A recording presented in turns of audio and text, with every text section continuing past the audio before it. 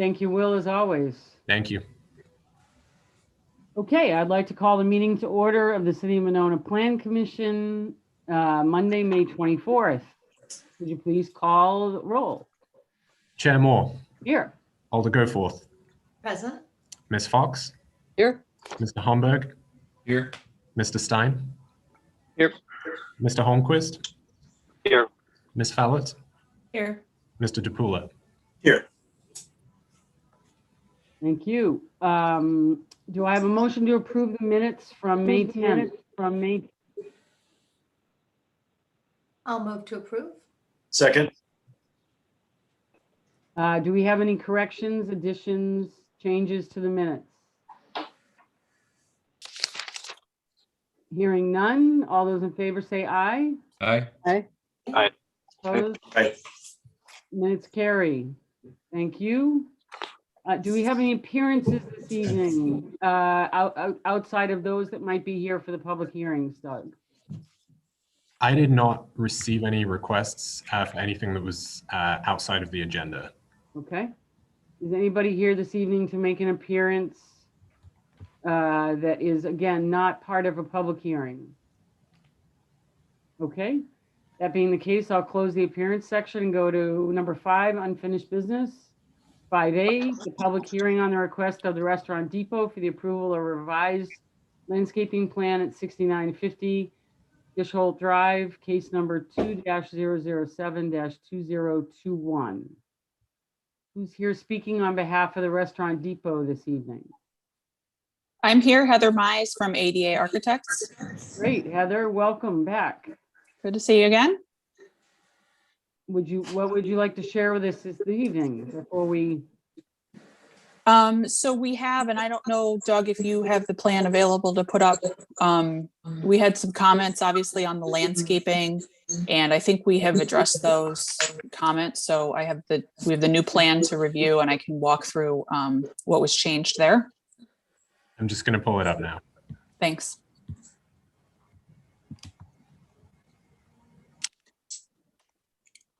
And I will say there were some other things that were talked about as far as signage and some building design items that we're taking care of as part of our building permit submission and signage submission. So this is just dealing with the landscape comments tonight.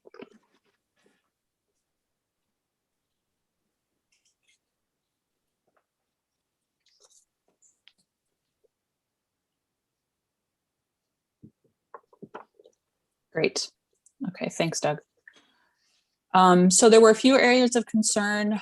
One was along Dishholt Drive, between that front row of parking, there was kind of an empty spot where it looks like there probably had been some shrubs that were no longer there. So we've shown those being infilled.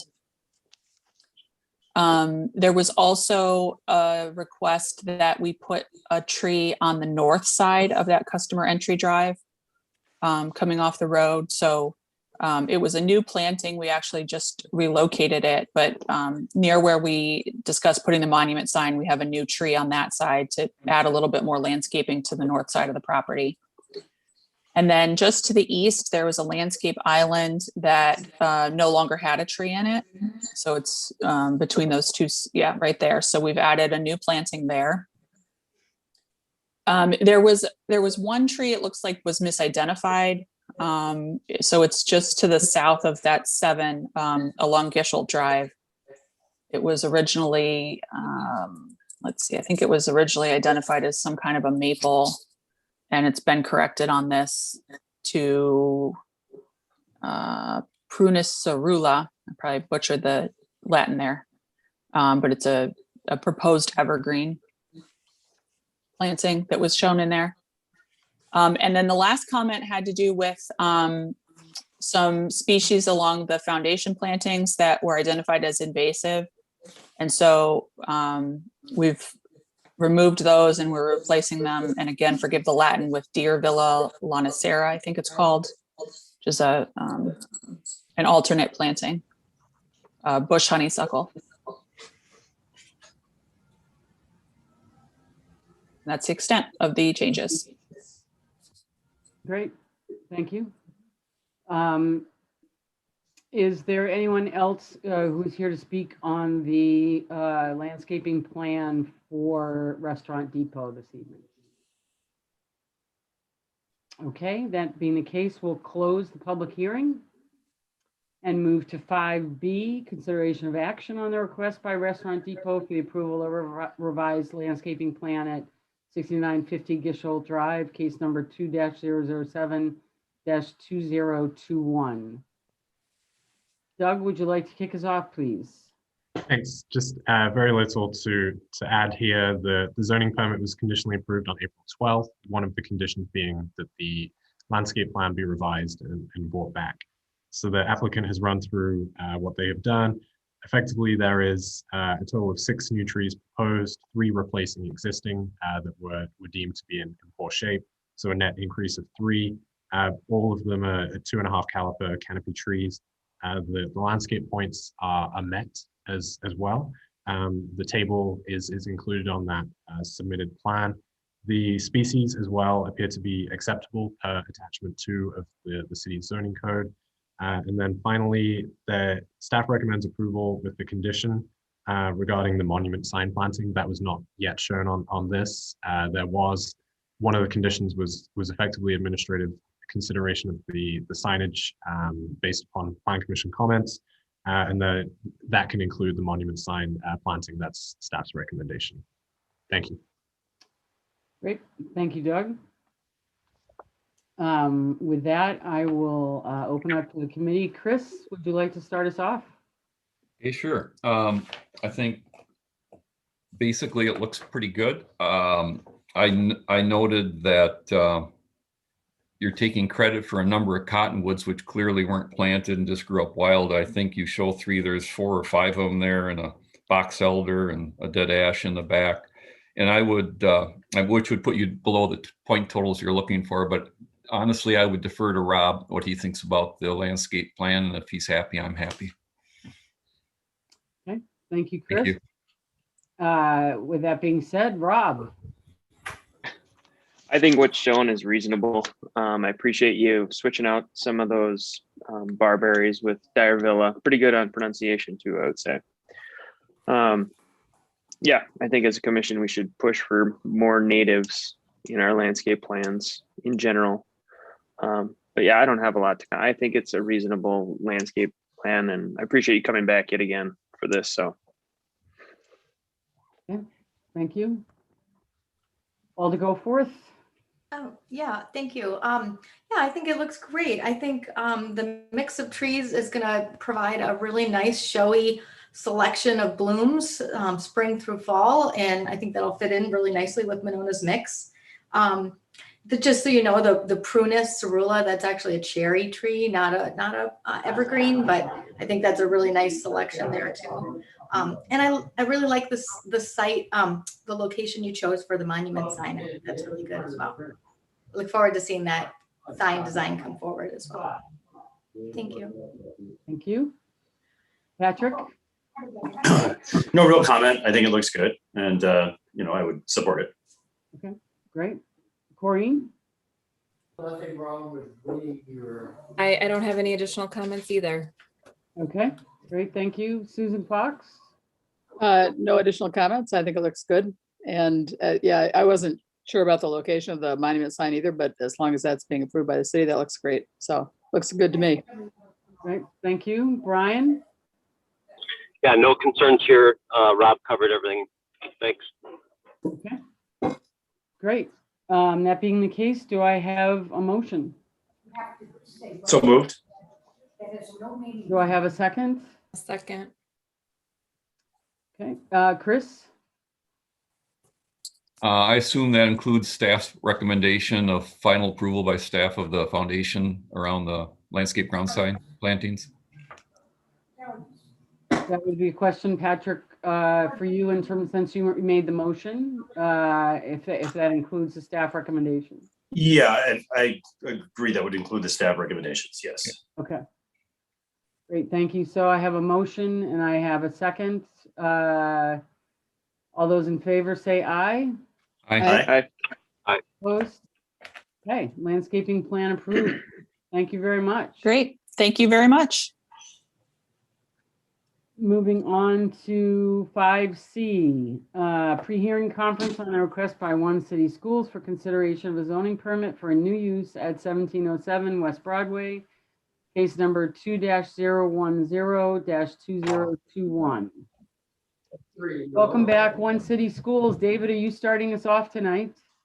Yeah, I'd be glad to start us off. It's nice to see you all again. Thank you.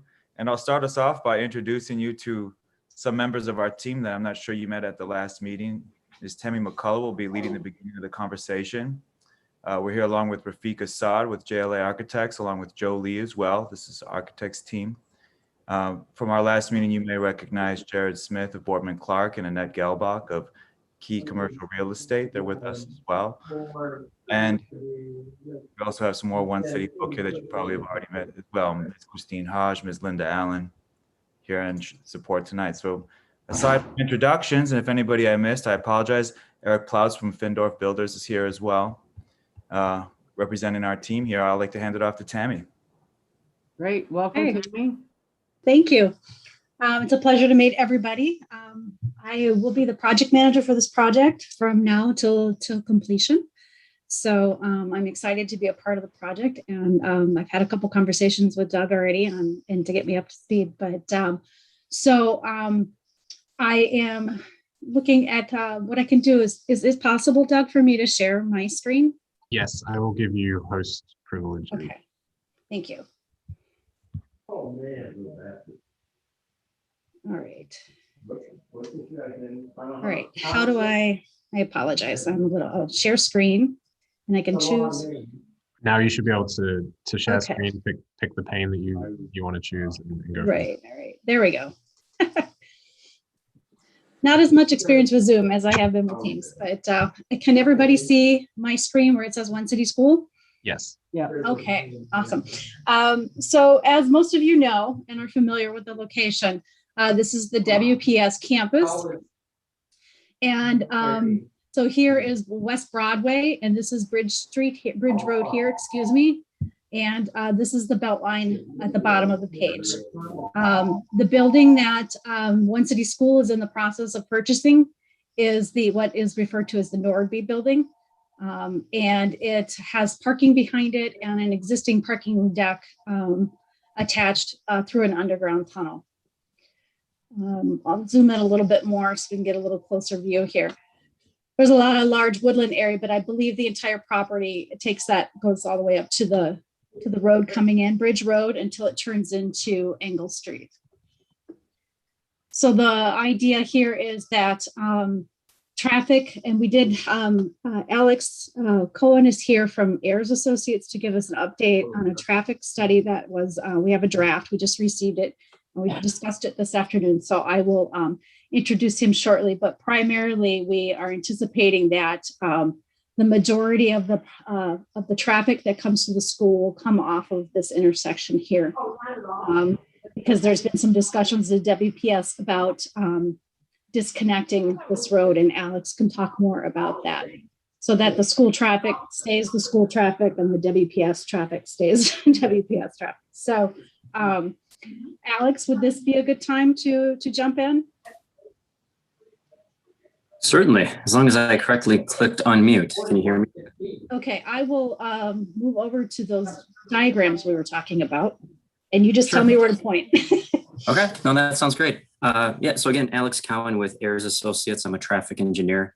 As Tammy mentioned, working through a draft TIA right now with One City. So general project location, our traffic study evaluates the traffic operation and the safety of not only the internal site circulation and how we're going to safely pick up and drop off kids within the site, but also external to the site and along West Broadway.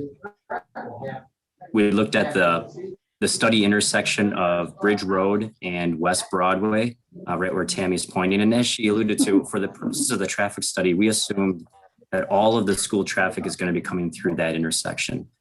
Essentially, as Tammy mentioned, a disconnect from WPS Drive so that our school traffic is separated from WPS and is coming in and out on Bridge Road. So I guess moving outside in, looking at the external driveway at West Broadway and Bridge Road, we went out a couple of weeks ago and collected traffic information. You may have seen some cameras up. We actually processed that data and identified the peak hours. We built traffic models that incorporated the existing traffic signal timings. The current intersection operates at an acceptable level. We layered on One City Schools plan development at full enrollment. We also layered on the 2 red boxes that you see, the first one being the Winona Garden Restaurant, and then the other being the current 2 at the Yahara Commons development.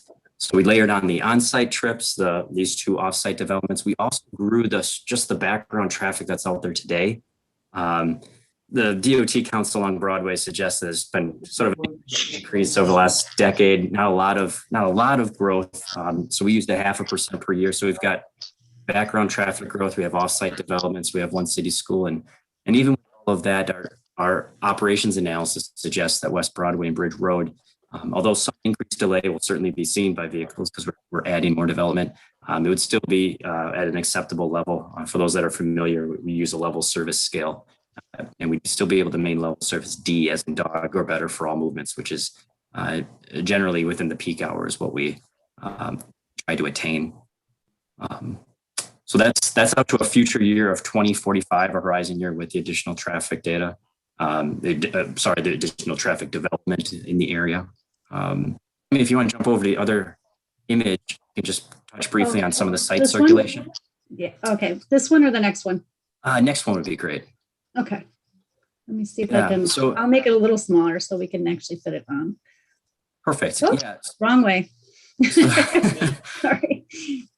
That's okay. I'll start talking just for the essence of time, but what you'll see here is just sort of a rough diagram for some circulation plans. We're working with One City Schools right now and trying to optimize the most efficient way to get students in and out of the site. As you can see with the yellow line, our plan is that all traffic would come in on Ingle Street. As of now, we're proposing that route for drop off and pickoff would extend down the existing WPS drive and make a U-turn in order to maximize the amount of stored cars, just to ensure that we're not backing up to West Broadway. Those vehicles make a right turn and then circulate counterclockwise through the site on the existing surface lot. We anticipate dropping off in the morning that vehicles pull up curbside and all students would exit on the passenger side. In the evening or in the afternoon for dismissal, the pickup zone may potentially use a couple of lanes of traffic to get students into the front row and then release cars forward. We have a few suggestions here with potential pedestrian accommodations. The blue area is a sidewalk that we're recommending to accommodate peds and parents and staff to exit the site around the perimeter of the site, as opposed to leaving in a crosswalk that would be crossing the main throat of the driveway. And we're working with One City right now on how we could use the parking structure to the south to possibly use a family pickup zone for families that have kids at multiple age levels that need to park and walk in and get their kids, or have a high school student that's willing to walk with their younger brother or sister from middle school or elementary and bring them out to the structure. So this is all part of our draft TIA right now. Enrollment is planned to reach its goal in 2025. So one of our strongest recommendations is in the meantime, with a plan such as this, that it's closely monitored and that queues are observed, and if adjustments need to be made, that they be applied as necessary. But that's the general picture of the TIAs we prepared right now. Tammy, I can hand it back over to you. Okay, all right. We also have part of our submittal was an early a draft signage concept, and I believe I can find the right one. Oh, it's underneath. Hang on a second.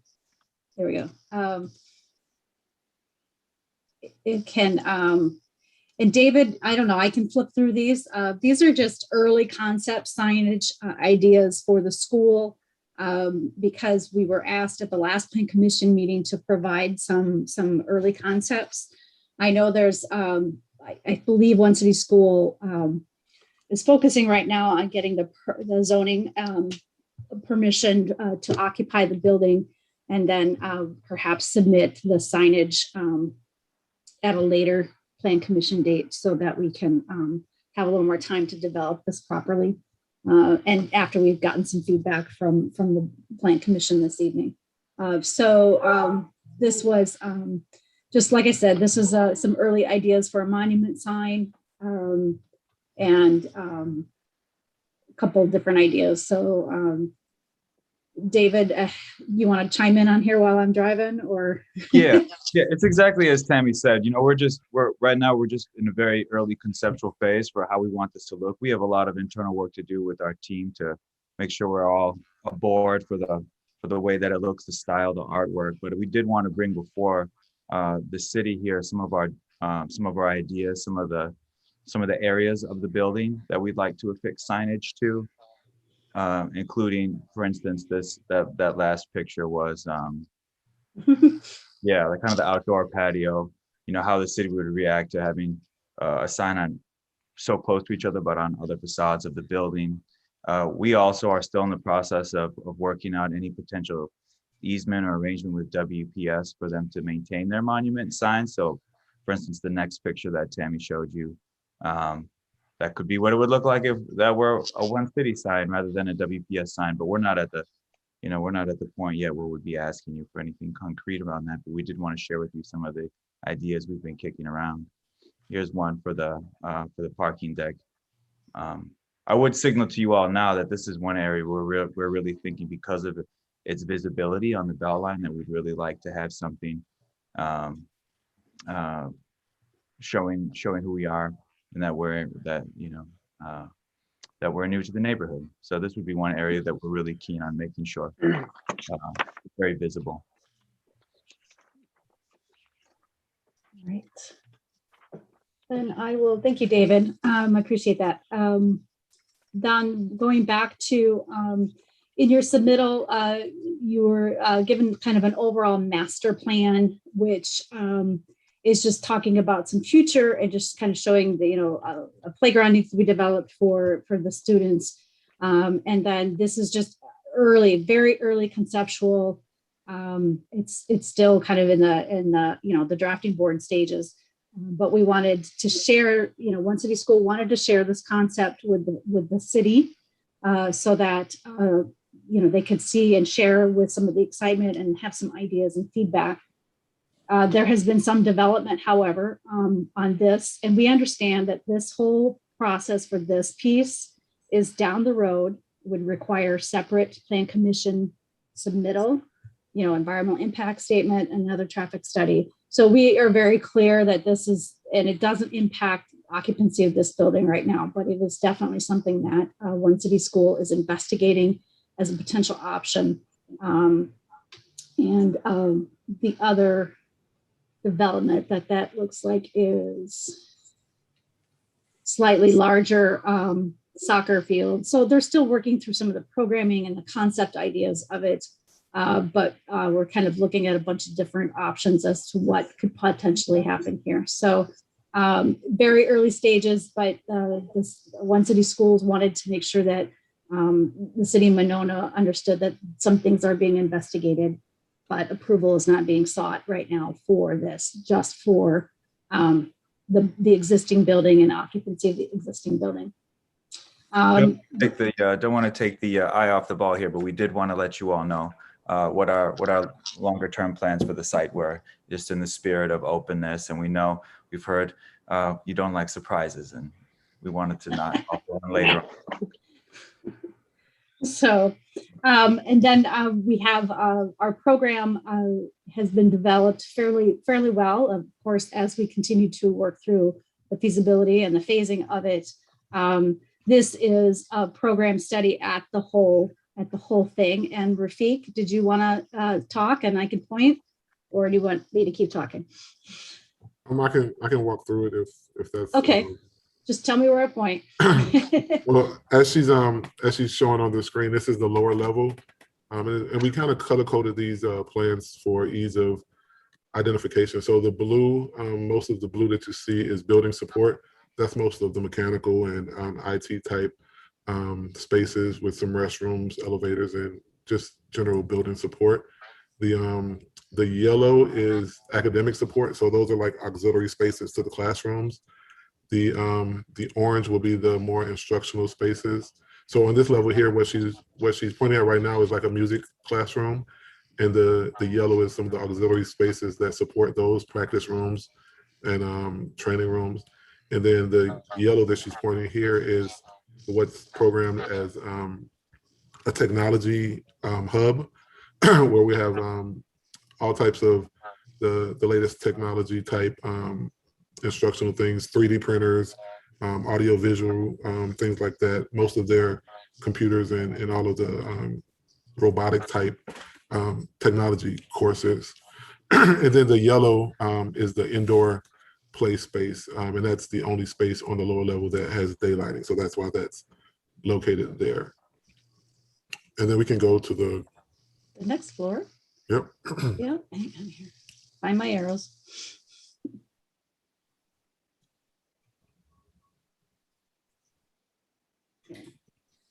So this is the ground floor. When you enter the building, you enter into a lobby that's for an adaptive reuse project. This building was in pretty good shape, so most of that remains consistent with as it is today for the lobby and reception function.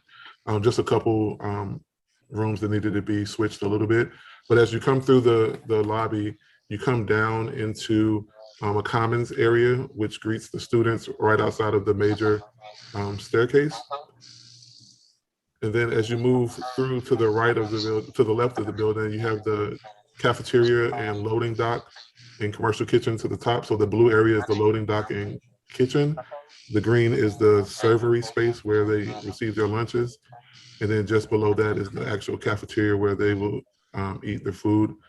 Then we have a core in the bluish, purplish, that's the same on every floor, restrooms. That stacks on every floor above. And then you come down into the wing for the lower grade levels, and these are all community pods. So each classroom has a collaborative space in green that's outside of it. So each classroom can collaborate, 2 classrooms per grade on this level. And so this is the lower grade levels. And like we have, like I said, the yellow is some of the instructional support. So I can't really see what that says. Which one? These? No, those are the individual specialized rooms. Those, These are the calm rooms? So yeah, so those are comm rooms and therapy spaces associated with this grade level. Yeah. So And this is the nurse. the way that the building is organized is we group the smaller, younger kids on the ground levels, and then as you move up, the grade levels get higher. Can I just jump in here for a second? Tammy, you've got the host privileges. I think we have a couple of folks in the waiting room. If you could just jump in and admit those. Okay. Thank you. I don't see where they're in the waiting room. Oh, there they are. Yep. Thank you. I can do that. Thank you, Tammy. Oh, no problem. Yeah, okay. Is everybody in now? Don't see anybody else waiting. Okay. Thanks, Doug. Thank you. All right, Rafiq. All right, so as we move up to the second level of the building, excuse me, if we start at the top, you come up the stairs and into a lobby space, and like where Tammy's pointing up in the blue, that's the administrative wing. And this is, you'll find that this is the same on the second and third level. We have broken the administrative wings into 2 different areas, and they have that yellow space in the middle, which is support spaces, training areas, meeting rooms like that for the administrative. Across from that is more mechanical space in the back, that blue, so that remains the same. Then as you come down, you come into the instructional spaces. So this wing here, if you go all the way parallel to the left, yep, that's the 5th grade space, which is carryover from the first floor. We organized the building so that every classroom, well, the majority of the classrooms, with the exception of maybe one, gets daylight. So the building was set up pretty good for that. So all of the classrooms, instructional spaces are organized around the exterior of the building so that they get daylight, as she's showing here. And this is the middle school area where there's primarily science and math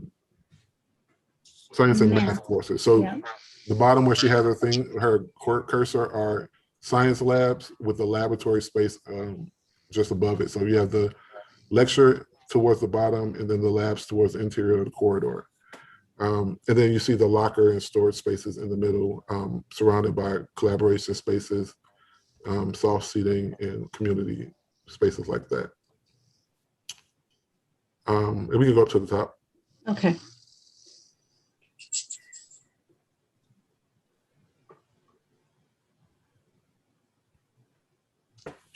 And so on this floor, like I said, the administrative wing is pretty much the same as the floor below it. You have in the blue, you have the administrative wing with the support spaces in the yellow next to it. The large yellow space to the left is the library and media center. That gets a lot of daylighting in there. As you come down into the instructional wing, you have some support spaces in the yellow. So we have like some collegiate academies and specialized teachers instruction. And then the blue is principal spaces, conference rooms, administrative assistants. And then the other orange is the other instructional spaces for humanity type classrooms, history, social studies, things like that. There's the art room that she's pointing at now, the 2 art rooms, a gallery space outside of that art room with in the green. And then you have 2 of the collegiate academies for the older high school students where they do specialized college prep type courses.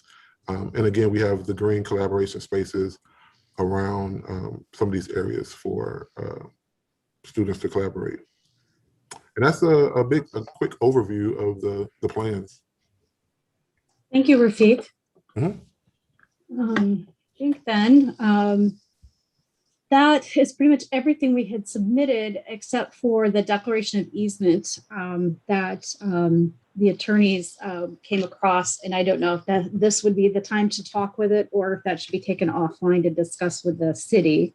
You know, as the stormwater management, make this a little smaller. The stormwater management was developed for the entire campus and not just individuals. So the easements need to be, you know, when the properties are divided, the easements need to remain in place. So we believe, and I'm not sure, David, is your attorney with us tonight? I'm here. Yes, Jared's here. Okay. Maybe you would be best to explain this. Happy to. Sure, document. In looking at the title work, it looks like back in probably around 2001, WPS submitted a CSM to the city. And the recitals here indicate as part of that approval, they had to record these reciprocal easements for the entire campus. The part that we were looking at and kind of what brought this originally to attention was the access to the WPS drive and the circular road. And WPS's preference to separate the 2 campuses. So one city has their own campus and WPS has their own, which led into the traffic study for that as well. And the support for that, the reason for that really was to ensure the safety of one city's students and parents and the WPS campus as well. So with the roads completely cut off, then we would have the access off of Bridge Street and Angle Drive, and Angle Drive would become one city's road entirely. And that is on the Plan Commission meeting later. There's a CSM that WPS has submitted for that change to the lot lines. So part of this is within this, it grants access to and maintenance requirements for that ring road, the WPS drive. And WPS is planning on just terminating this as it relates to one city's parcel. Now, if there are additional drainage, I think that would be looked at separately and figured out, but at least right now that would be the plan. And they've also proposed, if needed, we can have an emergency access easement across their property for a second entrance in the case of emergencies. So that's the agreement here itself allows WPS to change it and terminate. And so that's their current plan on how to address that. Okay. So that kind of concludes our walk through the project. And if there are any questions, we are open to that. Tammy, there's Kaleem's in the waiting room. Oh, okay. Thanks.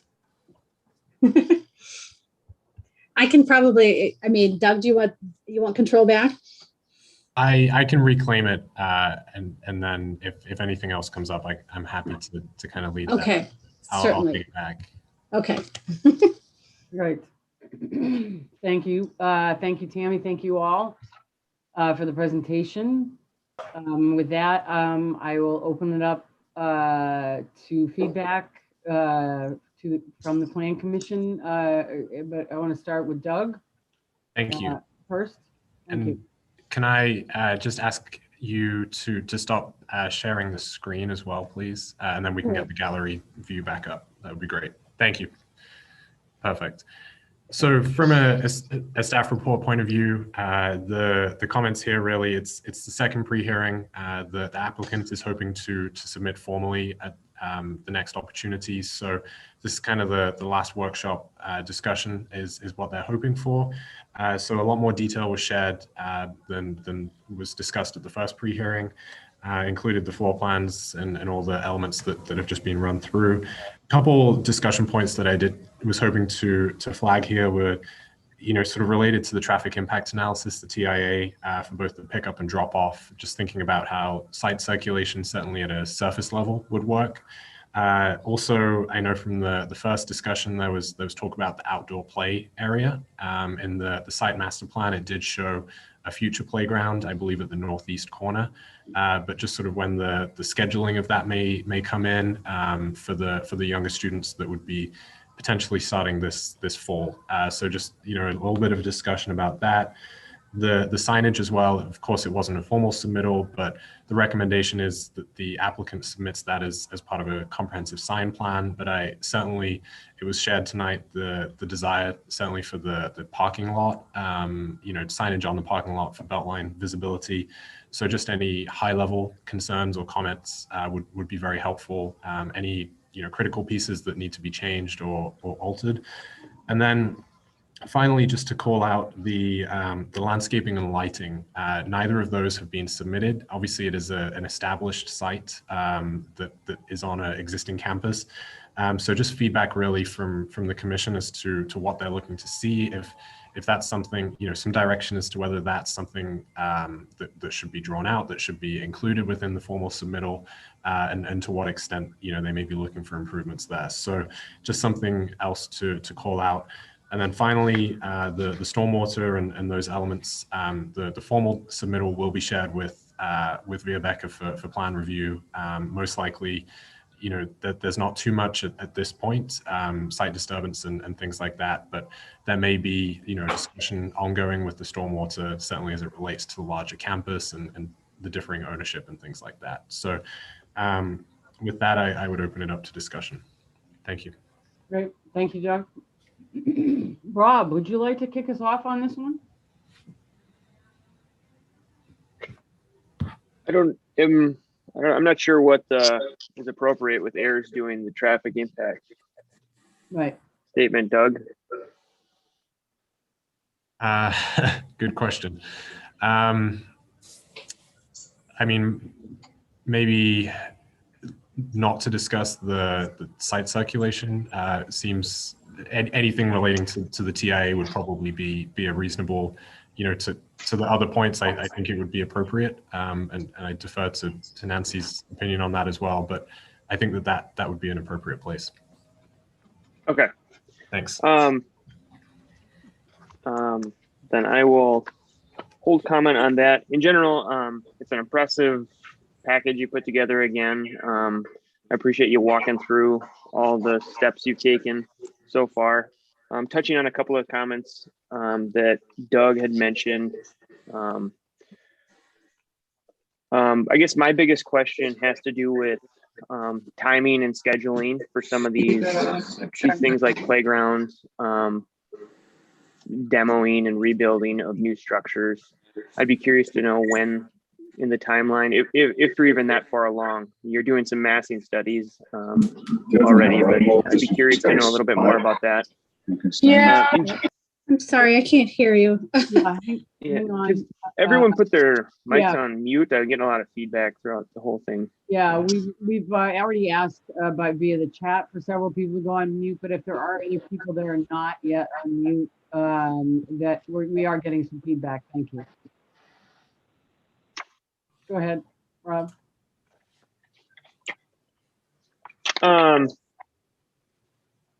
Yeah, those are my major major comments at this time. In general, it seems like a really good fit. I mean, I've already said that. Much of the commission has already said that. I know that traffic will be discussed. I guess I just won't comment on that. Yeah, maybe if you want to address the comments of timing and scheduling for some of the other improvements, I'd be curious to hear that. Are you speaking about both the playground space on the northeast side of the building and then also any kind of changes that we're anticipating where the parking structure is that we kind of revealed? Because that would be, okay, that would be something that that phase wouldn't begin until next year. So that one's probably not worth a deep discussion now, but the northeast playground space would be something that we'd want to develop sooner. But we haven't gotten to the point yet where we've actually laid out that timeline. Okay. On the interior of the building. And then I had one other thing with the fencing is shown on a future master plan. Is there a reason that that's being pushed to future versus being part of this original proposal? Just out of curiosity. We haven't had that discussion. Certainly in the future proposal, the fencing is something that we see as just an absolute must, with that much activity going on the ground. But there's not a reason that we wouldn't discuss it now either, especially when we're considering that northeast playground that'll have to have some protection from the road. So yeah, that will be included in that conversation as well. Okay, thank you. Yeah, I don't have a lot more to comment that I haven't shared at your last meeting. I appreciate it. Yeah, it seems like a good fit all around. Some details to work on, but generally, I'm excited about it. Signage, to touch on that, there's a lot of signage, and that will have to get touched on. I don't know if we've set any sort of precedent that would allow, I think I did a quick count of 9 signs or something like that. So that's got to get worked out. To that point, though, it's nothing you've proposed looks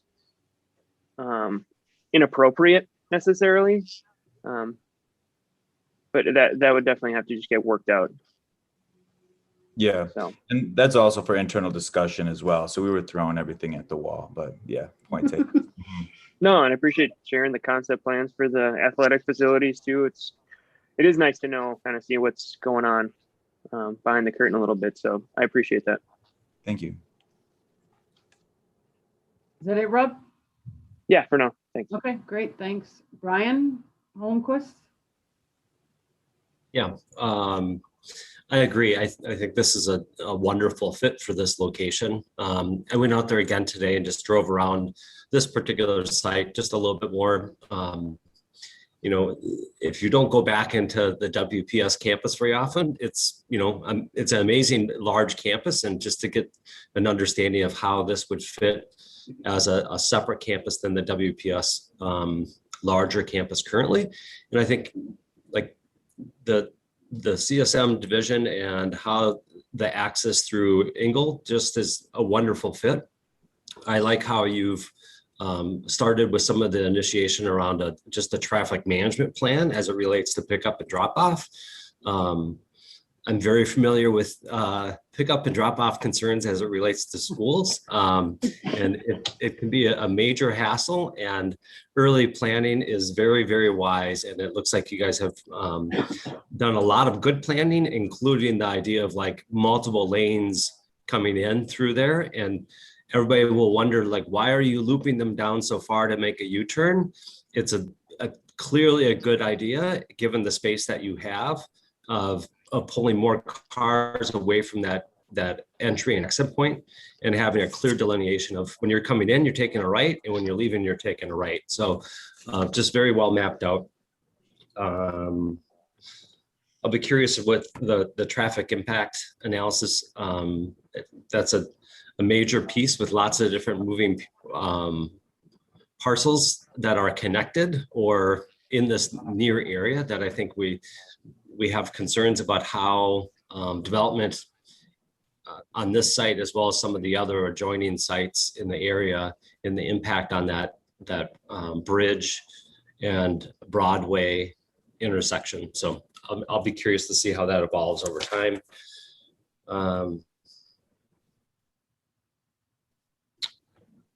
Parking, I didn't have concerns there. Signage, I thought all the signs looked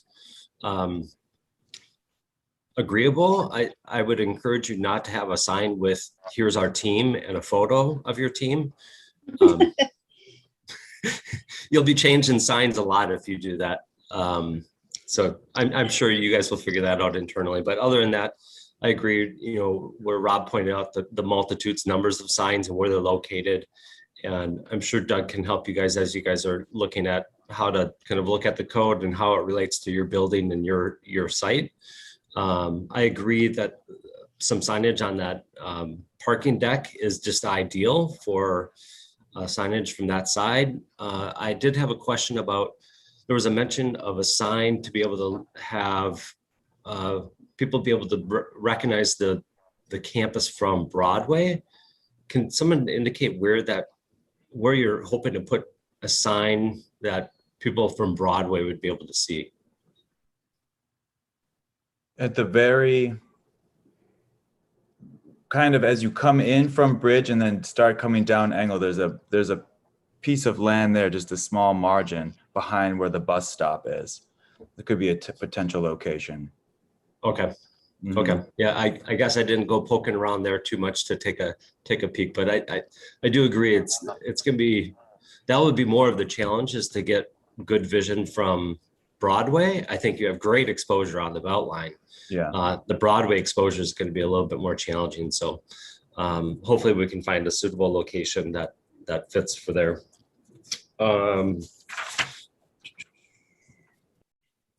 As it relates to landscaping, when I was over there, overall the whole campus has been upkept quite well. The maintenance around the whole campus. I did notice, and my guess is, you know, moving into a building like this and making the significant level of improvements you guys are on the interior, not much on the exterior. I would encourage you to really refresh and relook at the landscaping. Not that it's tired and worn out, but I think there might be some ways to make it a little bit more inviting and kind of updated and make sure it's fitting what it is that you need. As it relates to lighting, I didn't see that there were any changes to, so far, there haven't been any changes to any lighting on the exterior of the building. So I wouldn't have any concerns as it relates to that, except if that playground space, and I know there are some nighttime functions to just make sure that there's adequate lighting wherever you're looking beyond the parking lot, because I'm sure that was already addressed when WPS was putting in the parking aspect for lighting. I think that is everything I have for right now. Overall, looks great. Thank you, Brian. Mr. Homburg. Hi, thank you. Yeah, I would agree. It's an exciting project. I have a few comments. Number one, the reciprocal access easements, I would not be in favor of eliminating those. That was a condition when we approved the CSM for WPS quite a few years ago, and said if we're going to do this, we need to make sure all these individual parcels can access the ring road and the multiple entrance and exit points. Now, I think it's great to say that we would prefer to have the school primarily use Angle and WPS use the other ones, but I don't think we want to cite a school and that many people and say that's your only way we want you to come and go. I know right now WPS's campus is pretty empty, but I know they're pretty full if they get back to the way they used to be, and they use all three of those stoplights a lot. If you've been through there, the stoplights back up on Angle, on the campus main drive, and over by Southtown. All three of those back up when the shift changes occur. And I think we change the dynamics and shove a lot more over towards Southtown if we shut off the Angle Street access. I think there's just a multitude of reasons why we need to maintain cross access agreements between these properties. So I think that's important to maintain in spite of WPS's request not to. I understand the students they're introducing them, but they are introducing the students there. And we were adamant when we required that the access easement is there. So for me, that's a big issue. The traffic impact analysis, I think it's great to be doing it, but it sure is an odd time to be counting how much traffic comes in and out of the WPS campus with it empty. I think we're going to have some results that aren't really accurate with what's going to happen when people are back at WPS, or maybe they won't all come back, but somebody will be in those buildings. So I think it's rather difficult now to project traffic at all these different intersections when the main contributor to that traffic isn't have people there. So I think that's going to be a living document, if you will. We can estimate, but I know you're out there doing your counts that last Thursday, Friday. Well, the main player wasn't there. And obviously I know you're trying to accommodate for current 2 and a few other ones. So I think that's something we have to look at going forward. The no particular order signage. You're allowed 1 monument sign. I know I had suggested maybe looking at the parking ramp for some signage in lieu of trying to put a second sign out by the belt line. Just so we're clear, if you decide to leave WPS on that sign, that's why we were talking about, well, let's maybe get your name on the parking ramp so you can have some signage from there. But we wouldn't be allowing 2 monument signs, for example, on Broadway. I'm sorry, not Broadway, the Beltline. Yep, that's understood. The wayfaring signage, the picture, it looks nice. It looks taller than what we allow in our code. So just, again, work with Doug on that. I need to really see more on the building signs. It looks like an awful lot of signs. For me, I would say it might be too many signs. We might be trying to get too much on there, but I think it's hard when you have isolated views and can't see this thing in its entirety. I'm not sure. Well, let me go back to the monument sign you are proposing. We don't allow reader boards for non-public entities. So I took it as you maybe would want to have something up there where you could have a reader board and change messages. The only place that's allowed to be like Winona has them, a public school. So we've never done it for any private entity before, and we've been pretty adamant about that. What our status as a public charter school wouldn't make a difference there. Yeah, if it's public, I think we could look at our codes very specific. And if it's like that, then there's a possibility you could be allowed a reader board just like the high school and just like Winona has. But that's the only place we allow them. Otherwise, they're up and down every one of our business corridors. This is Jared Smith, Boardman Clark. One City Schools is a public charter school. It's through the Office of Educational Opportunity of UW-Madison. That's the chartering organization. And so they are subject to all of the Wisconsin laws for public entities. I understand that, but the ownership isn't public, is it? It is.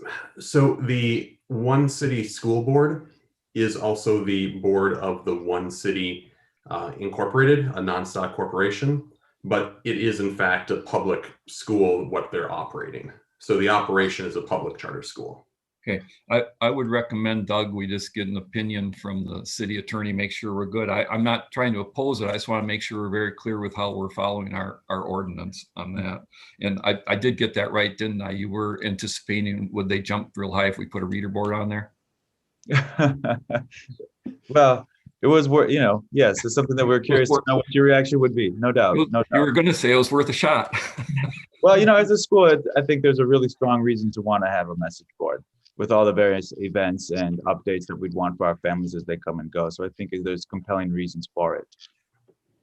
Correct. That's why we actually did one for the high school to announce events, and all the parents and general public driving through could see what's going on there. I think the proposed future athletic complex, it looks great. I prefer the second version that we don't have in our packet to the first, and only because the first version would work too, but in your first version, you're eliminating almost all the green space between that complex and the ring road. And it would be nice. I know you have a huge woods behind you, but we do look at where the green space is, and it's nice in front of your buildings and your presentation to have some of the green space. So there might be a way to redo that athletic complex that was in our packet with a little more green space, or your second one I saw had a lot more between the complex in the road. And again, I know that's in the future, but it's a comment for the future.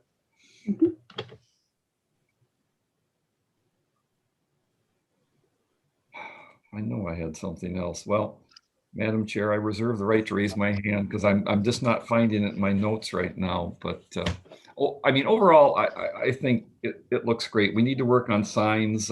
We need to have a very serious discussion about the reciprocal access agreement. I feel pretty strongly about that. I'd like to hear from our attorney on the sign. I'm sorry, I can't find my other note right now. Thank you. Thank you, Chris. Don't worry, I'll recognize your hand if should you raise it again. Alder Goforth.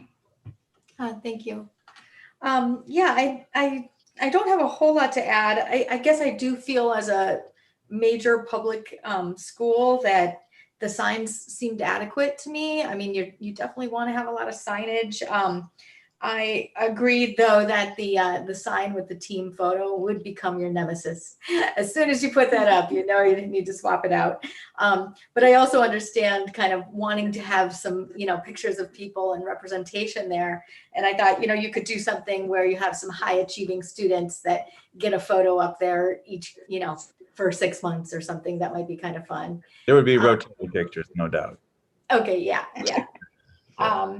But yeah, I love the signage, and I just can't get over how this is a tricky site. This is a tricky property, and how well suited it is for you. I felt like the traffic flow that you've designed is really good. Now I've not been out on that campus at night, and so I know you have the later school end. I think it's 5 o'clock. So it probably will be dark there at night. So, I'll drive out there sometime in the evening and see how the lighting is to see if that's sufficient for, the end of school day. I would imagine it is because WPS has had, a workforce there for some time. I was wondering, is the playground you're envisioning kind of a traditional playground? Yeah, I think it would be a traditional playground that also incorporates concepts from our Anji play at preschool. So it might not be the standard that you see on most school playgrounds where it's ladders and slides and things like that. It would incorporate some elements of, risk-based play from our Anji program to continue that thread from our preschool into our elementary school. Okay, cool. Let's see. I think, one other thing I was going to mention, I know the Madison Country Day School, they have a rideshare program with, I think, Green Cab. If you ever need some alleviation, maybe that's something you consider as well. And I also was wondering if WPS, because of the monument sign out by the Beltline, that is a great location for a monument sign. And if that were to stay a WPS sign, if there is an opportunity to put kind of another level on top with a one city school, so it's kind of a partner monument sign. I don't know if that's an option. It might end up being too big for our sign code, but I feel like that's a great spot for your sign as well. Yeah, I think that's all I have. I think I'm really looking forward to watching the rest of it evolve. Thank you. Great, thank you. Susan Fox. Thanks. Yeah, I think it looks great. It's such an exciting project. I'm really happy that you landed in Winona. Most of the comments or questions I had were covered. Brian hit a lot of them. And in terms, I drove out again today as well to try to get a feel for the traffic, and it hadn't occurred to me to do the long loop that you showed. And I think that's an interesting one. I don't know how that'll be affected if the easement stays the same, but that looked like a good way to line traffic through the property. The wayfaring signs I thought kind of matched the WPS style. So while they do look a little large in the drawings, the ones that they have at WPS are larger than we have in some places. And I assume they fit our code since they've been there a while. I certainly think the signage on the parking garage is a good thing to have. And I like the logo above the picnic tables. I thought that looked nice, even though it is, the way the building is designed, it looks like it fit well. So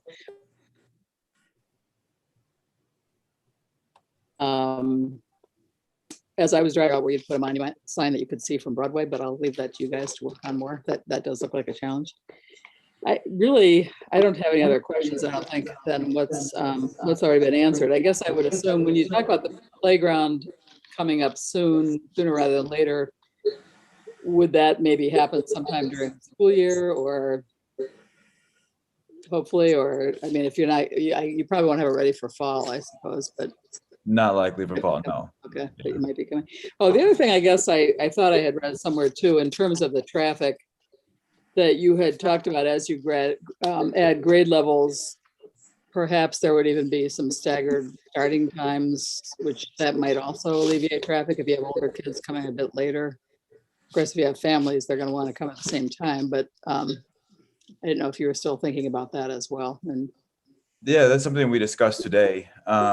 Right now, we're doing staggered pickup and drop off as a COVID precaution, right? So we're bringing our students in cohorts so that there's no gathering outside of the building, which is not something we'll have to carry into the future, but it may be something we want to do where we have our lower school students come earlier or later than our upper school students for a variety of reasons, right? High schoolers, if they're driving, aren't known to be the greatest of drivers. We might want to get them in or out before younger students are there on the grounds as well. But there's also some questions about what if you have students that are in both schools, and what would our plan be for that? So we're aware that we have some thought and planning to do around that, but that also includes how we're going to use spaces inside the building for students to come in and warm up if it's cold, or get ready for school before the actual day starts, right? So we have some more work to do on that. Yeah. I think that was pretty much it. I think otherwise, and I assume that you have like one library, one science area, so that the various grade levels will be using those same rooms on the inside. That's not really a plan commission question, more of an operational one, but the design of the building looked good as well. So I guess I don't have any other questions. So thanks, looks good. Thank you. Thank you, Susan. Patrick? Sorry about that. My dogs were barking there. I wasn't sure I was going to be able to unmute, but I think I just want to say it's a great project. It's great for Winona. I'm glad you selected the property here, and I think it's a good reuse of that property. Some of my concerns are similar to what other people have mentioned, but they're fairly minor. The signage issue, you could probably reduce some of them. Again, it's I kind of echo the same thoughts of the other commission members here.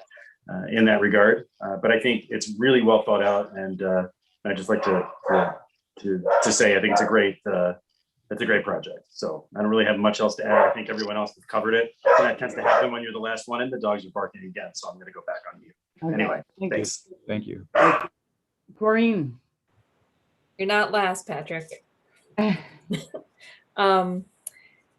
I think it's a great project, as we thought last time too, and sign's been covered very well. I guess I had my two biggest questions are related to the traffic and the parking, and there was comment in here about how you'd reached out to Populance, and so I guess I'm just wondering if you've had a chance to connect with that group as well, to talk about this, and maybe that's something you'll share with us later, but I just want to make sure that you're communicating about that. Are you referring to the development where the Winona Gardens is now? Right. Yep. Yeah, we have Study. Yeah, we have had a conversation.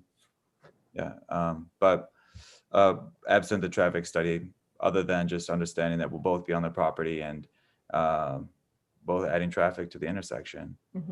Don't really have anything to report until the study comes out. Yeah, I just thought they might have some of their own analysis based on their usage that they were anticipating. And is that what you considered as part of the study that you're developing? Yeah, David, I can jump in here.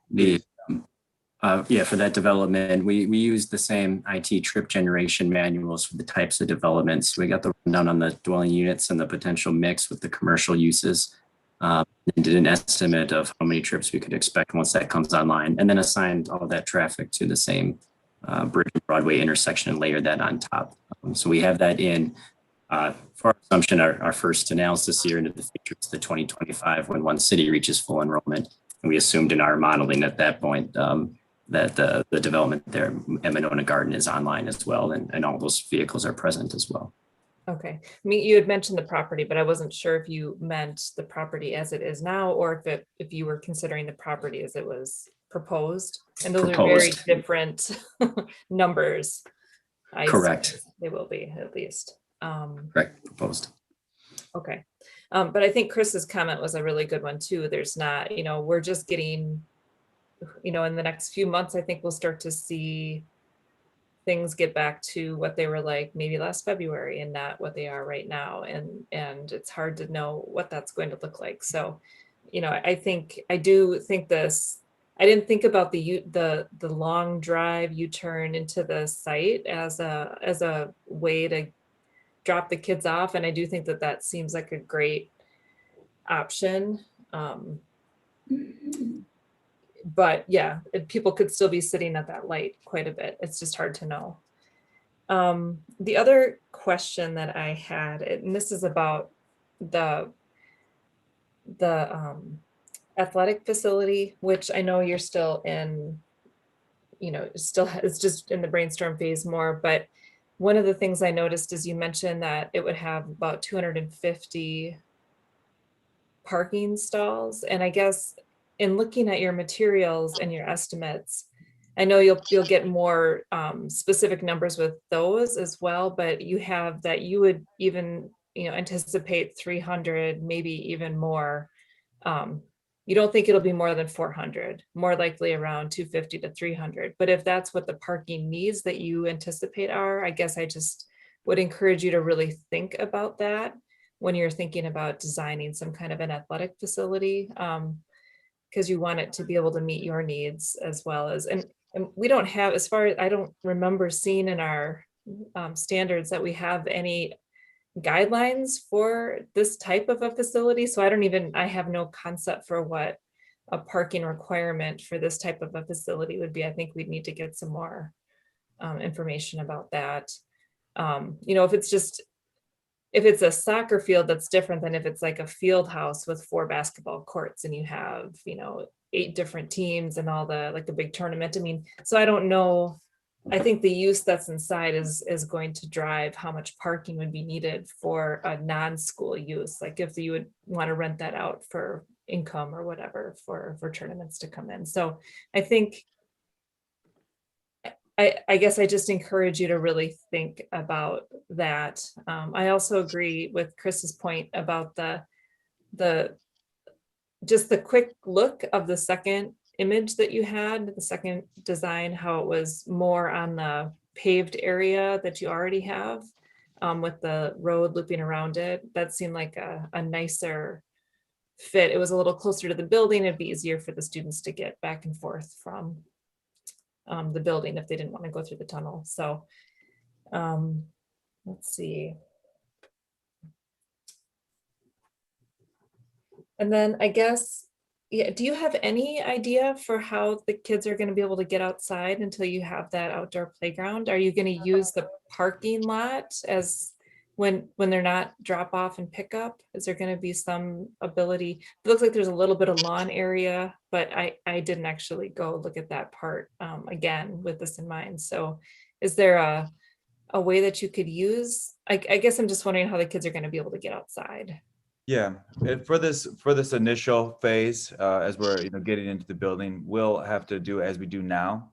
At our current location, we use the parking lot some. We also use there's some prairie area in the building where we are now. There's also, so some of the wooded area we'd be interested in, maybe cutting some little paths in there for students to go into as well. And also that open lawn space that you've noticed, there is some in front of the building and also next to the parking garage as well.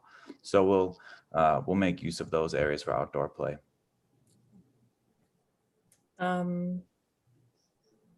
Yeah, other than that, I have no other comments, but it's just very exciting. I'm sure, how excited we feel, you must be like 8 times more excited to see it moving forward like this. Thank you. Thank you, Corinne. I just want to point out to commission members and to the public that Kaleem did put a link to Angie Play in the chat in case you missed it. It's there. It'll be in the chat in the recording. But I, for those of you that were curious, when David was referencing Angie Play, I just want to point out that that was placed in the chat box, and you can learn more about that by following that link.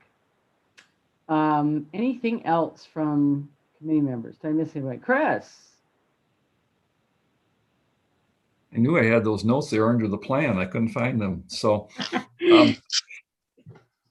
one of the main ones, Corrine handled quite well, but it's the parking. And it really goes to when you go into your next phase for thinking about it. Clearly you have adequate parking right now, but our experience with high school is there are a lot of cars that come for activities, for extracurriculars and things. So I think it'll behoove all of us to be monitoring how your parking is right now. Certainly for you, with the high school up on Winona Drive, they can always overflow into the residential areas. You have really nowhere to overflow here unless you get an agreement with WPS at night or something to use those parking lots. So I think it's just an important thing to think about as you're planning for your next phase.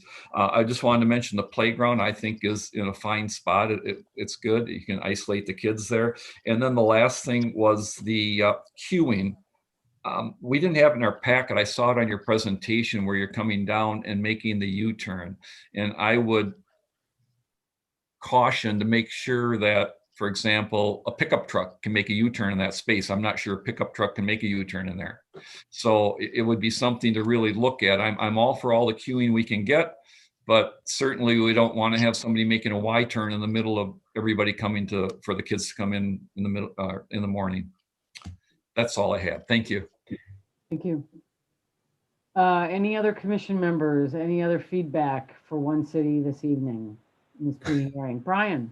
Yeah, I just had one more thought regarding when Chris and others were talking about the ring road, and if that continued to exist and needed the multiple paths in and out. My guess is you would already, and you probably already have thought of this, of like oftentimes schools are like blocking off access to then really train your families to use the one access point that you want, regardless of, so after the drop off time, then you would go remove all those cones or whatnot. Like, I think there's a way, even if that road still exists, that you guys can help train your families to use the access points that you want, as well as the benefit of us having all of those different cross easements for people to enter and exit. So we aren't getting pile up at any one of those three stoplights. Eric Smith again. I will mention that when WPS proposed this, it was took One City as a surprise originally, but the more we were thinking about it, the more One City's thought about it, the more benefit we saw to the students, to the safety of the students. And WPS has proposed an emergency access easement if that would be required. So if there is emergency access, we would still have that access out a second way. They're also looking at changing how their flow works, possibly having that southern WPS drive become part of their parking lot to expand their own ability to have parking there. So want to bring that up, certainly something to be looking at for the future traffic studies and access studies here as well. But that's some of the points behind this separation of the campuses. Plus it allows One City to have the entire Engle Street and that north-south WPS drive, so we can queue without impacting WPS traffic flow within their campus with that one-way drive around. And then there's one more point I was going to make. It eludes me right now, but I'm sure I'll come back to it. Oh, the maintenance. Right now, the agreement that's recorded has maintenance obligations for the entire ring road and all that access drive based upon lot square footage. Certainly that's a concern for One City as well, because we've got the most lot square footage there of a single lot, but most of it is woodland. So there are reasons that alteration of this would be beneficial, I think, both to WPS and to One City and to the users of the campuses. Right. Thank you. Anything else from the commission? Yeah, Alder, go forth. Thanks. I believe the most recent article I read about WPS stated that they'd only be bringing back 60% of their workforce to the Winona campus. Is that, and if that's the case, then that's really helpful for you as well, because you can kind of make up that 40%. So I believe I saw that recently. Christy, this is Andrew McCready. Hi, Andrew. Yeah, with WPS. And yeah, that is correct. We're expecting that about 60% of our employees will be working remotely. Obviously, we'll have days when we'll have more people in the office, but our campus will not have the capacity, or will have the capacity, but it will not have the daily numbers that we saw pre-pandemic. Okay, thanks. So Andrew, just to clarify, since Chrissy said 60% on campus, and I thought you just said 60% operating remotely, which is it that you're anticipating? We're expecting somewhere between 50 to 60% of our employees will be working from home. Okay, thank you. Appreciate the clarity. Any other feedback this evening for One City? One City, is there anything else you feel like you need for us, given the time frame that you're on, and anticipating that the next visit will be a hearing as opposed to a pre-hearing? Yeah, this is Kaleem, the founder and CEO of One City. Yeah. I just want to share a few things with you so they don't come as surprises to you. And this is not like big surprises, but we are going to be, we're continuing to raise money for the project. We're going to raise money. We think we're pretty good in terms of the build out of the school itself. We think we pretty got that strategy pretty locked down. The athletic facility is something we're going to probably end up focusing a capital campaign on. But you're going to hear about us talk about One City being Wisconsin's first true early college secondary school, where all of our students will begin taking college classes by 10th grade, every last one of them. So if you all have any questions about how we'll achieve that, I'm happy to talk to you all about that. The second thing you'll hear is that, I don't know if David knows, I got on a little later, is that our school building and a facility will be open to the public beyond school hours. Some of that will be monetary, some of it will not. And third, WPS CEO, we did ask them if we could utilize their parking area as spillover parking. And we haven't worked out this in a legal agreement, but they said shouldn't be a problem. We've done that kind of arrangement before. So our hope is that we'll be able to work something like that out with them as well. So I just wanted to share those three things. Great, thank you, Kaleem. Would anybody else like to speak before we close this pre-hearing conference for One City? Including anyone that's here, anyone else who's here from One City. I really appreciate you all being here. Again, Winona's very happy to have you here. We're excited about it.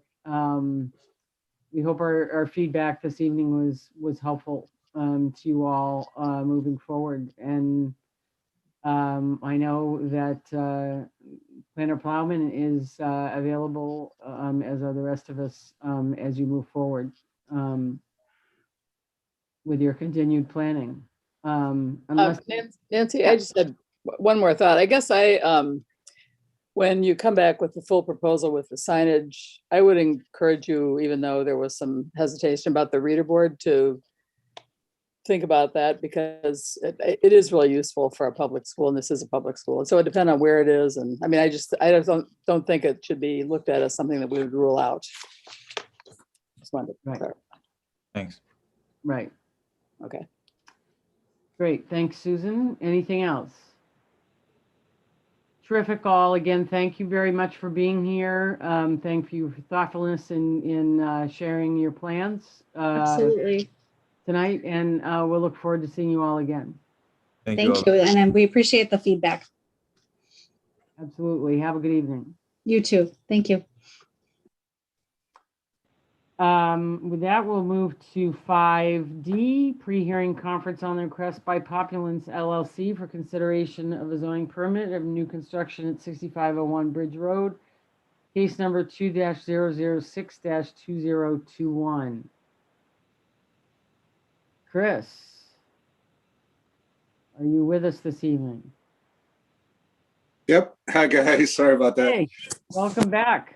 Yeah, thank you. So I think Doug has the slides for tonight.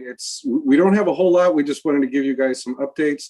One of the primary issues that we want to just discuss through tonight is the integration between One City Schools and what we're proposing from a traffic perspective, parking perspective, and just a general flow. So Doug, if you want to skip to the next one, I just have some bullet points here that we're going to go over. We had looked at the street parking again. We want to discuss some traffic calming and particularly visibility along Bridge Road and Engle. Again, we really want and need to complement One City, what their uses and particularly access. Pedestrian bicycle access from the bus stop and Broadway intersection. And then something that we had discussed with Doug about was adaptability of the ground level space. So Doug, if you want to skip to the next one. So what we had been, we went through a couple iterations here with different street parking options and restriping some of that right away. In discussing what One City Schools was doing and having a conversation with David, and Public Works, we decided just to look at a parallel parking option here. The Bridge Road lanes would remain, essentially unchanged. And per a comment from the last Plan Commission, anything east of the center line of Bridge Road would be off limits as part of this project. I know we had some overflow parking there. We looked at the we looked again to make sure we had all of our parking counts dialed in. So we made a couple revisions to those. We do have a couple commercial tenants that are very interested in the ground level space. In discussing with Doug, if that is a commercial space or one of the live works that we proposed, it would not affect our parking ratios. We think we're covered there. Again, we have not deviated from our Mobile 22 and our mobility program. We really believe that this is the right way to go. In talking with One City Schools, though, we did identify the two red circles that would be critical access points for their students, either crossing Broadway or on the bus, or getting off the bus. So I think we had a much more extensive conversation than what David told you at the last agenda item. We did discuss quite a bit what could and should happen for bicycle access, particularly for pedestrians, how we can complement getting a safe route from Broadway to their site. Like we talked about originally, we did not want this to be a wall. We wanted this to be very permeable. And in addition to adding the sidewalks, in addition to having more eyes on the street, we want to create a way to overcome, sort of the buzzsaw on Broadway, and then we don't want to create another buzzsaw on Engle Road. So we do have a continued agenda item to continue talking about that, either from a pedestrian or from a bike perspective. We also talked with them about some complementary uses that could happen on our site that could help them out. That was just a preliminary discussion, but absolutely we are. We would encourage them to give us some feedback, and we can try to do whatever we can there. But I think our priorities right now in understanding more of what One City Schools is doing is let's use Broadway as a starting point here, and how do we get people to filter back to the school in a safe manner.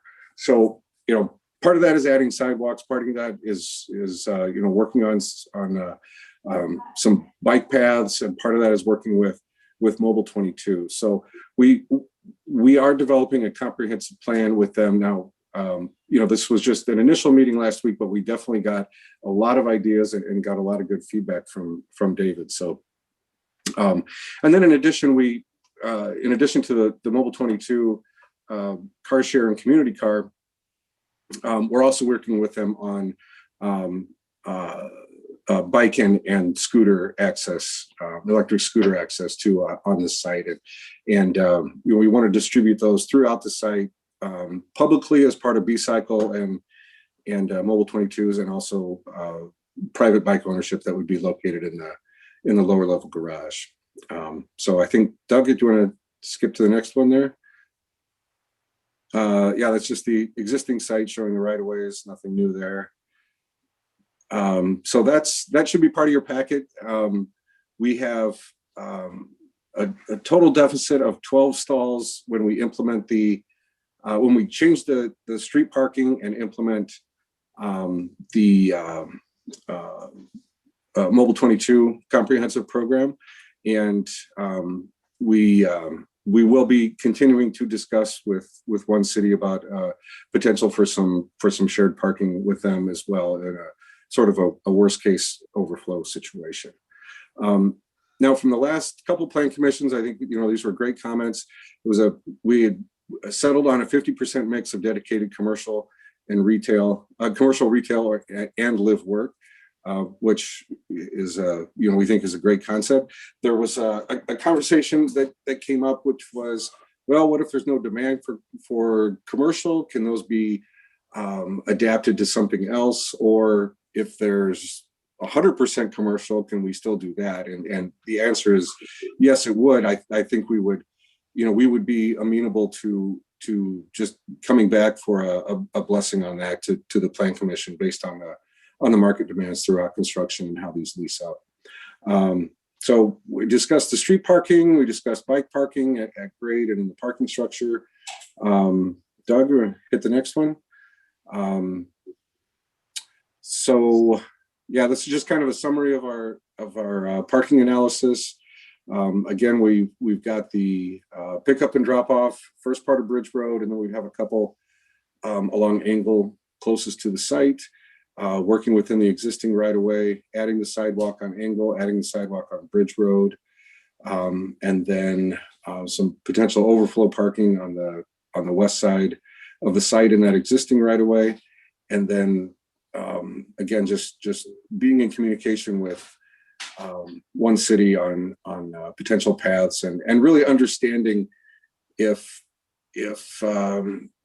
or I guess understanding how their students will be arriving, how many would be walking, how many in a private car. I understand that they're not busing and that makes sense, but like Christy's made a comment to them, there are programs in place, not only that Mobile 22, but others do to deal with schools as well. Now, whether or not they choose to pursue that, that's up to them. But we do think that if they don't, we still have a comprehensive solution here to not only slow the traffic down on Ingle for safety, but also provide access from Bridge Road out to Broadway at peak demand times. Doug, so yeah, those are just our revised profiles, changing from diagonal head into parallel parking. And again, that did affect our numbers a little bit on the analysis, but overall we think we're in a very comfortable place. And I think, yep, that's just a Mobile 22 reminder if anyone had any questions. And I think that's it for tonight. So we're just happy to answer any questions about how we're evolving and how it relates to one city. Great, thank you, Chris. Doug, do you have anything you'd like to share? Yes, just kind of framing the conversation again, and the applicant had requested to be a part of this meeting tonight, particularly to follow one city, and I think that there are opportunities and sort of similarities between the projects, and of course their location and sort of access and traffic and all these types of things go well together. So I think tonight the real goal would be to get some more feedback for the parking, for the designs as proposed right now. I will say these have preliminarily been shared with the Public Works Director, but they have not been sort of vetted formally and things like that. At least initially, there was a little bit of concern. So we haven't, because this is still kind of conceptual, haven't proceeded too far down that road. But I think those discussions can continue if the commission is generally comfortable with where the numbers lie. In the staff report, I did include a parking summary as well, trying to sort of break out, the units and the space proposed versus what's required, and then also calling out kind of the deficit that would be there, potentially to be covered by the mobility, multiple options there, the bus stop, the bike parking, both public and for tenants, as well as the car sharing system as well. So I think with that, it was just really opening up for discussion. Thank you. Thank you, Doug.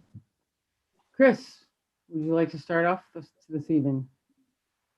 I always mess this up. I see the mute thing up by my picture and I try to go up there and unmute and it doesn't work. I gotta go back down to the bottom of the screen.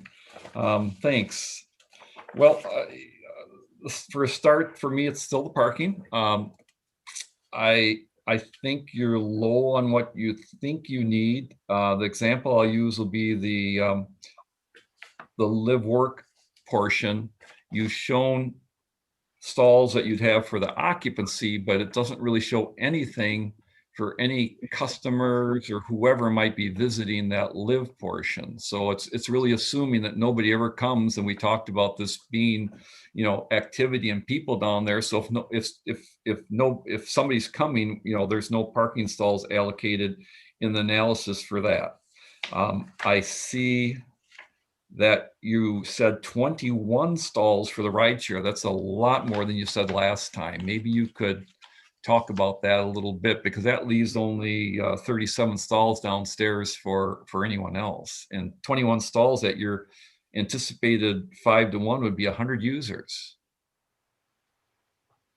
Yeah, maybe I need to clarify that. So that 21 stalls, that is the equivalent that the rideshare will take over. So that will actually be, it will be 5 to 7 community cars downstairs, in that lower parking garage. But that serves the 21. It replaces 21 cars. Okay, that makes me feel a lot better. So you're looking at maybe 3-to-1 for the usage on those instead of 5-to-1. Mm-hmm. Okay, and I'm just curious. It seems to me you could get more stalls if you went back to angle. Obviously, you need a little more right of way. That's where you need to cut a deal with one city school. But if you had the angle on one side and had the ability to do it in the future, if you had that land tied up, it seems to me that's where you could really assure yourself, if we are under parked, that you could go back and get some more parking over there, perhaps not build it right away, but be available. With going to parallel parking, it looks like we're giving away some opportunity for parking. Yeah, and we are in discussions with them about that. So that has we have it on our agenda for our next meeting to discuss that with them. Now we're fighting some of the things we're fighting here is, we do want to maintain that wooded area, as best as possible. Now we understand that's not our property, but we don't necessarily want to clear cut that for a surface parking lot either. So the whole intent of trying to to minimize the car ownership and minimize the amount of parking, that's really been our driving goal here. And with these adjustments that we've been making and the evolution, we still think that we're achieving those goals. We just want to make sure that we don't have to do something that we don't feel is in the best interest of any of the property owners around there. And I understand that parking is an issue, and I understand that parking drives a lot of design decisions in many municipalities.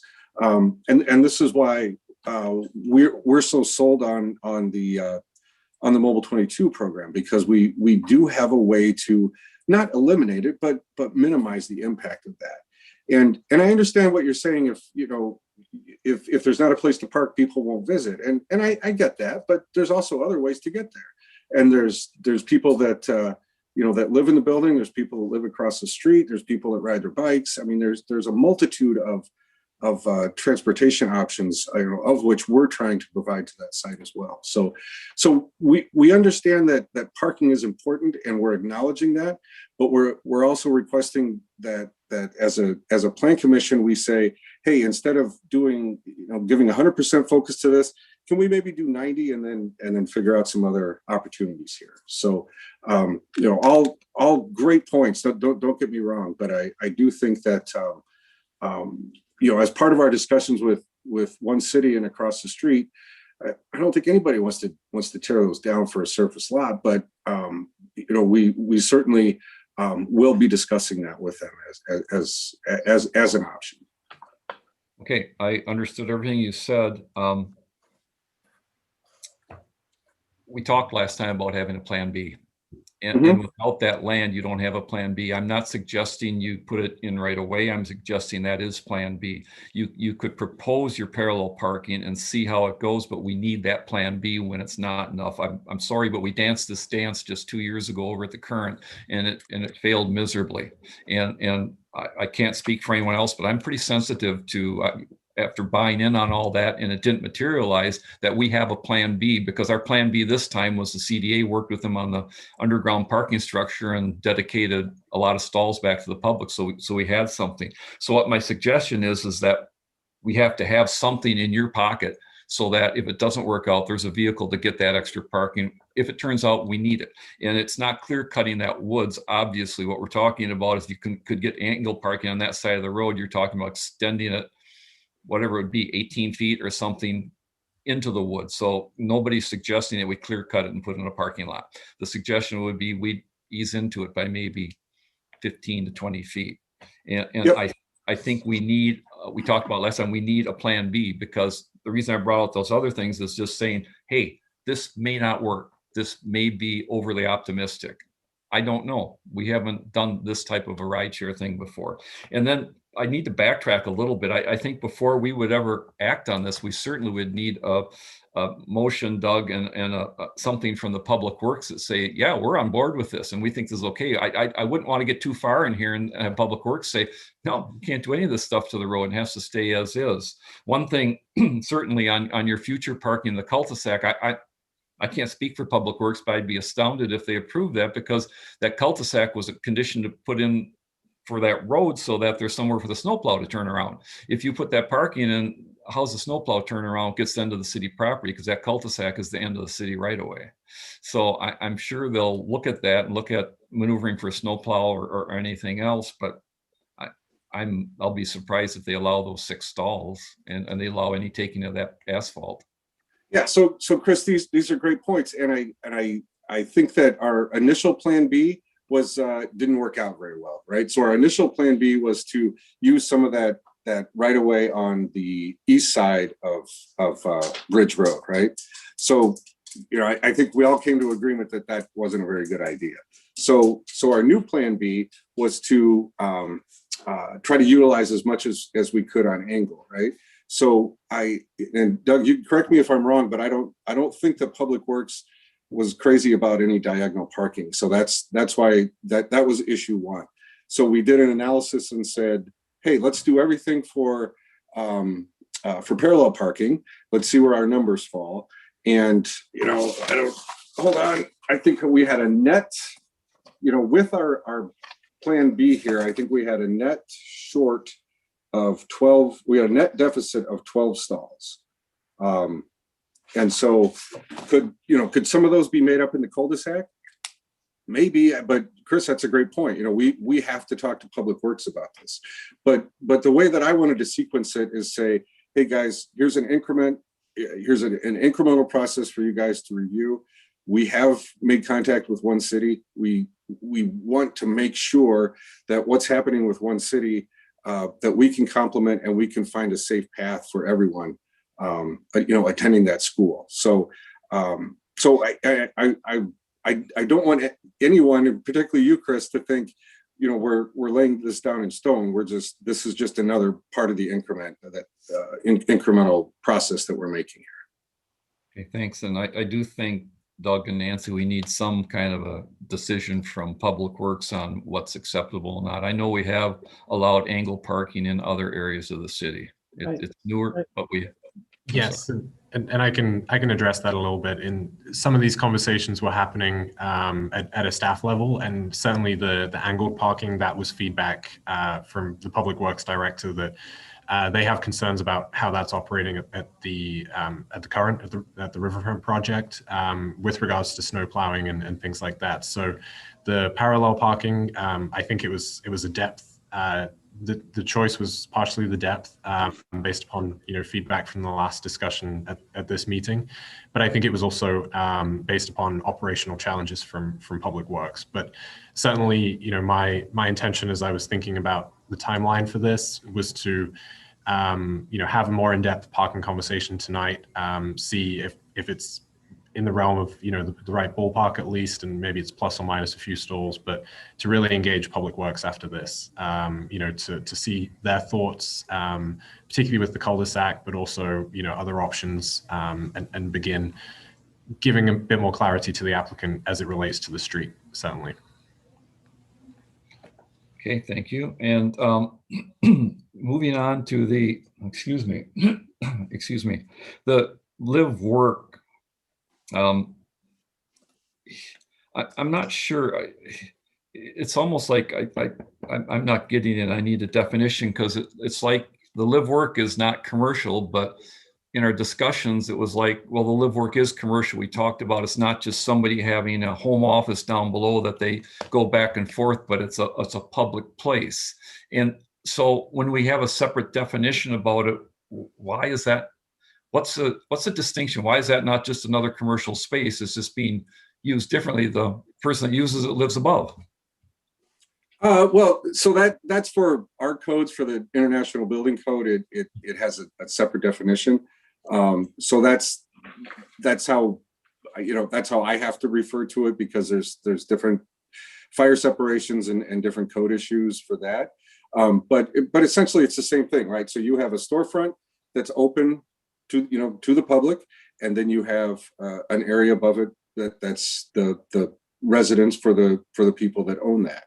And I think Chris, you made a great point at the last, or maybe it was the first one, which was, hey, what can we do to make sure that somebody doesn't put a pool table down there and they just have a rec room to watch a Packer game, and that's great, and we're 100% for that. But I think that the intent is, if it's a commercial or commercial space is widely defined, if it's an office, an insurance agent, a realtor, attorney, someone like that would have that would be conducting business out of there,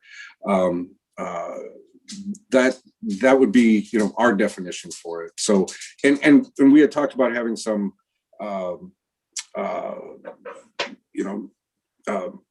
some enforceable definition of that, and whatever the approval is. And we're all 100% for that. We think that's a great idea. I just want to be sure, because boy, I can't get that frog out. Excuse me.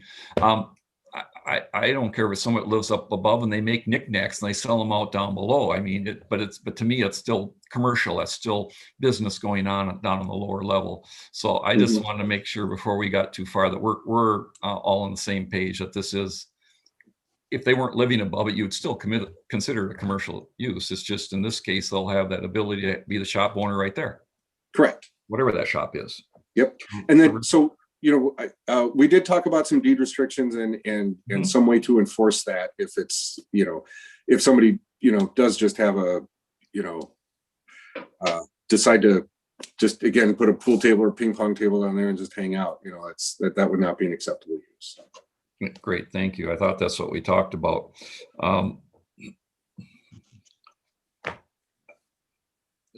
That's it for me. I just got to say, I come up with these things. I don't mean to be negative about your project. I think it's a great project, but my job is to look at the details and say, what could go wrong here. And certainly our number one thing is parking, and the second residual thing is to make sure that we get a commercial density there that's appropriate.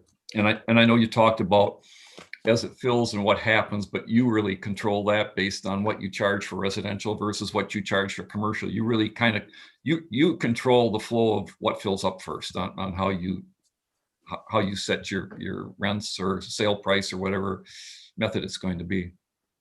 Yeah, no, absolutely. And I did not take anything that you said as negative at all. I think that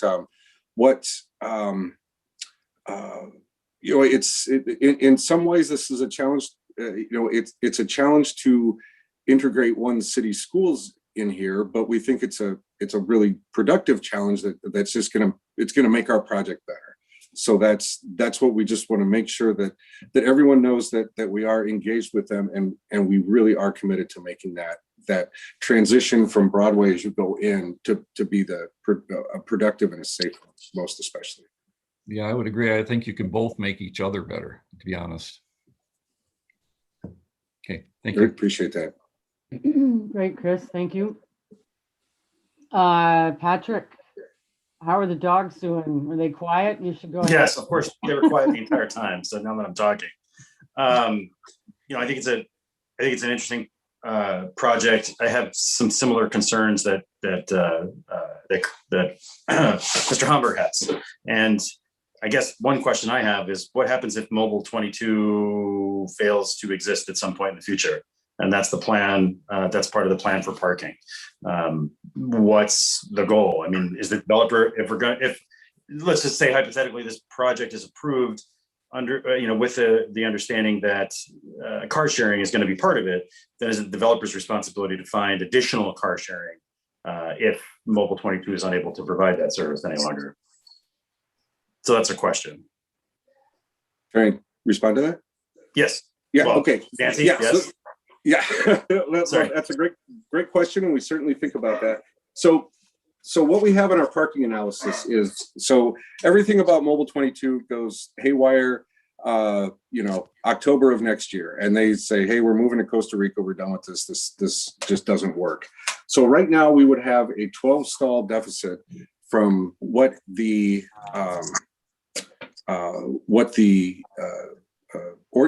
zoning ordinance says for parking requirements versus what we're providing.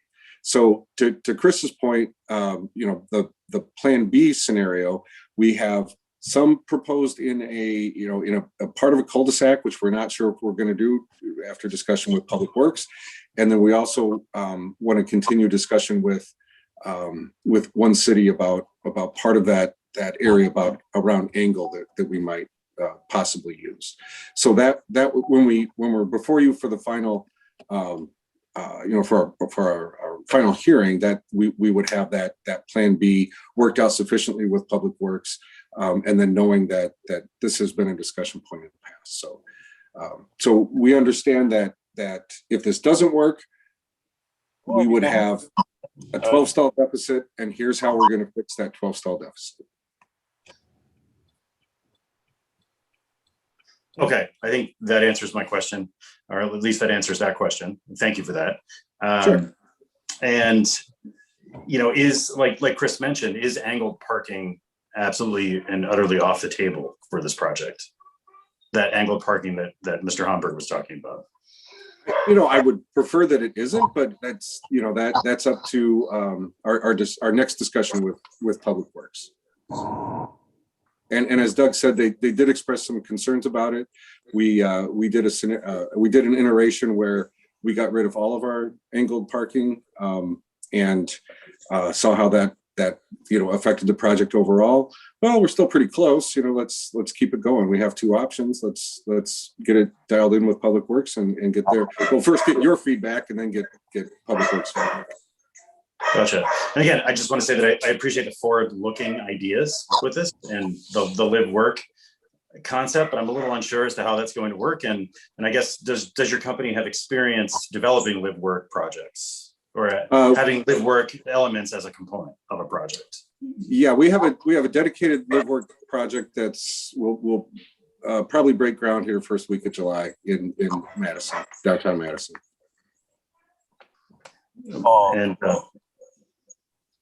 Okay, and I think that's all I have for questions at this time. Okay, thank you. Thank you.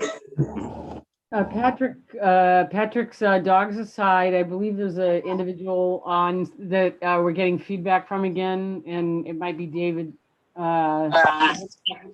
If you could mute so that we're not getting feedback, that would be terrific.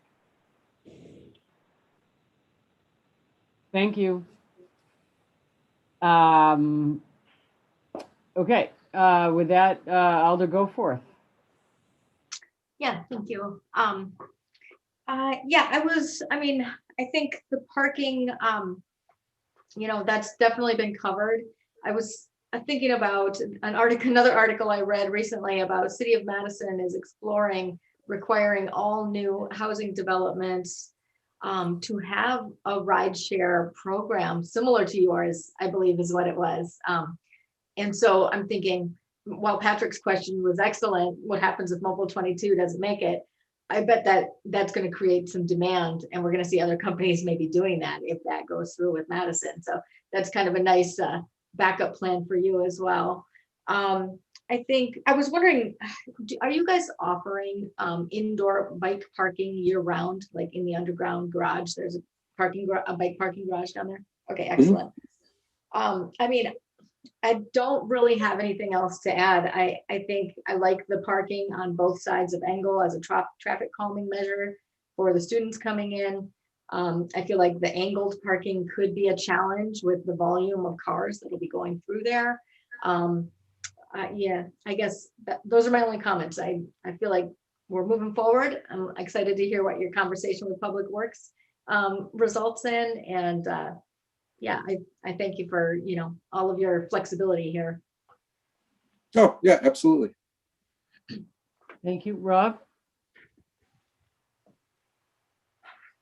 Okay, thank you.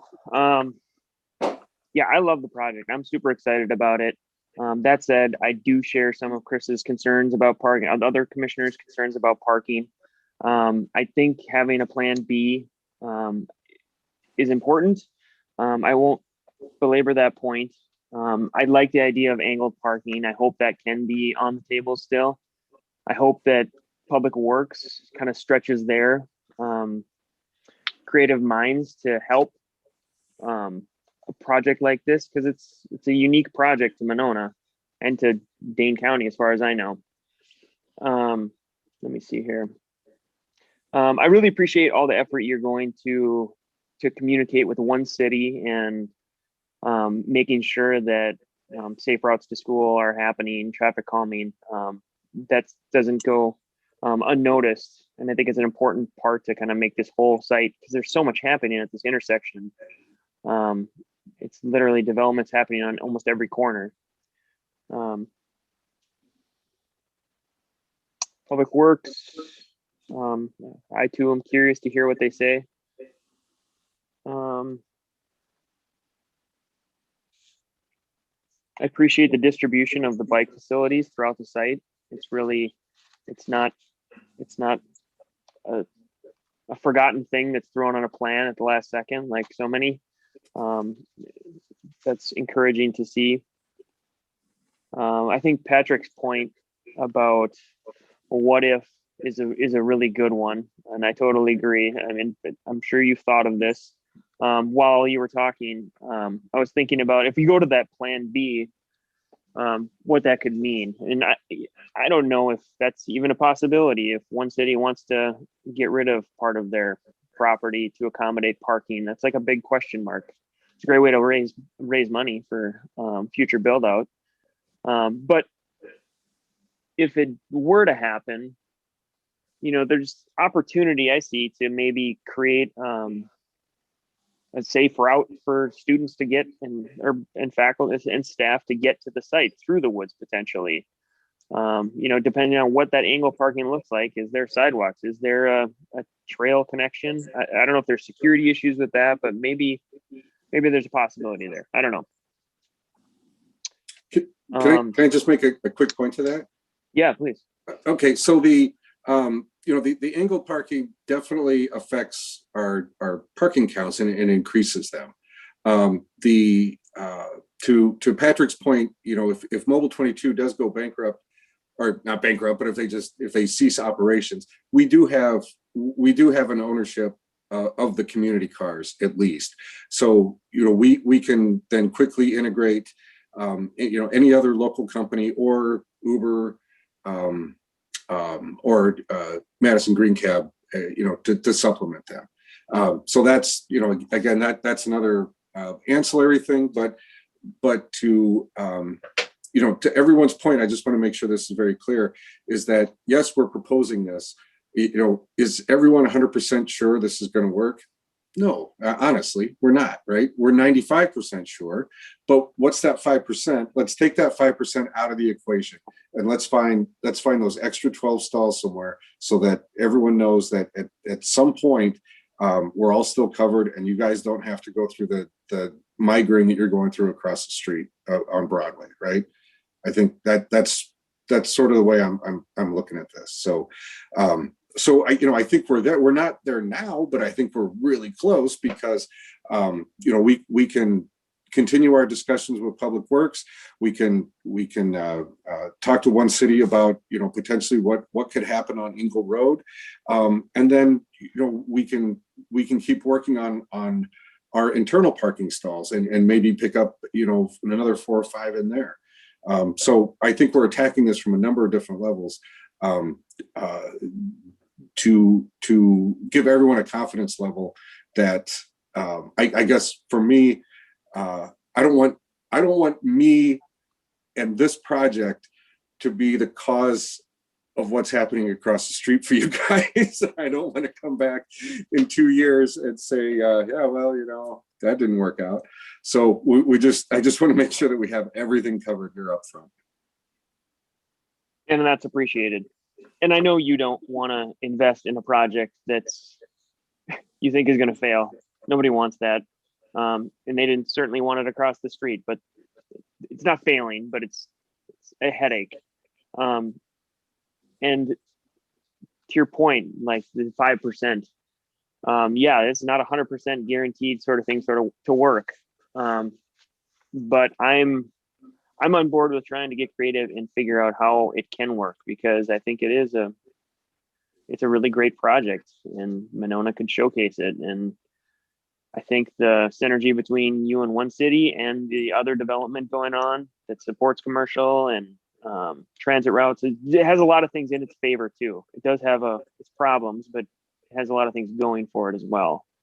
So you're a smart guy. You'll figure it out. We'll figure it out.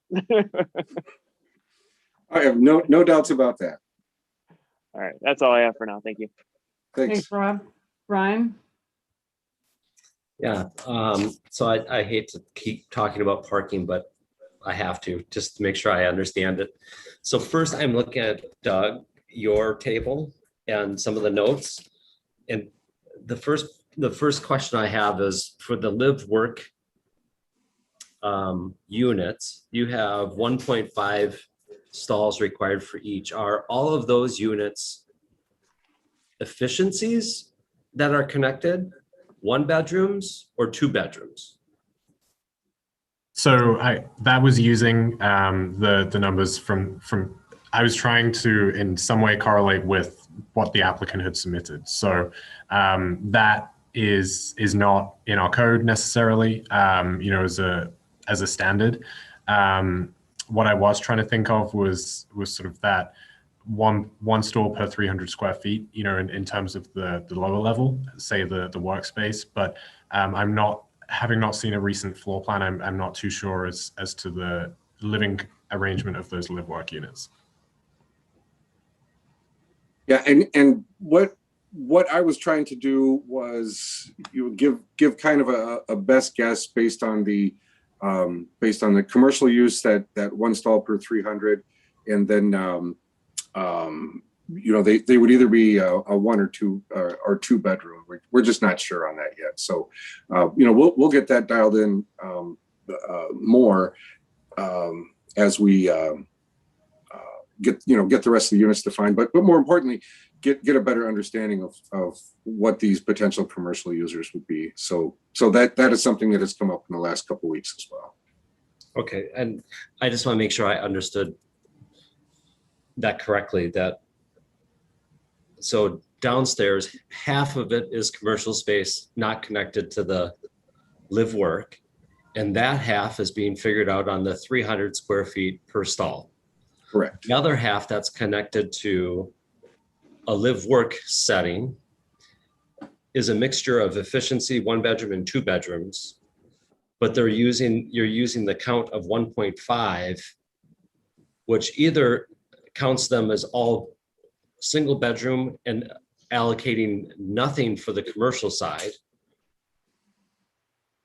or at best, they're all efficiencies and you're giving a half a parking stall for the commercial side. And at worst, it would be you're in a deficit by a significant amount if it's a 2 bedroom. If I just want to make sure I understand that correctly, though. I'm not sure if I'm really following you on that one, but the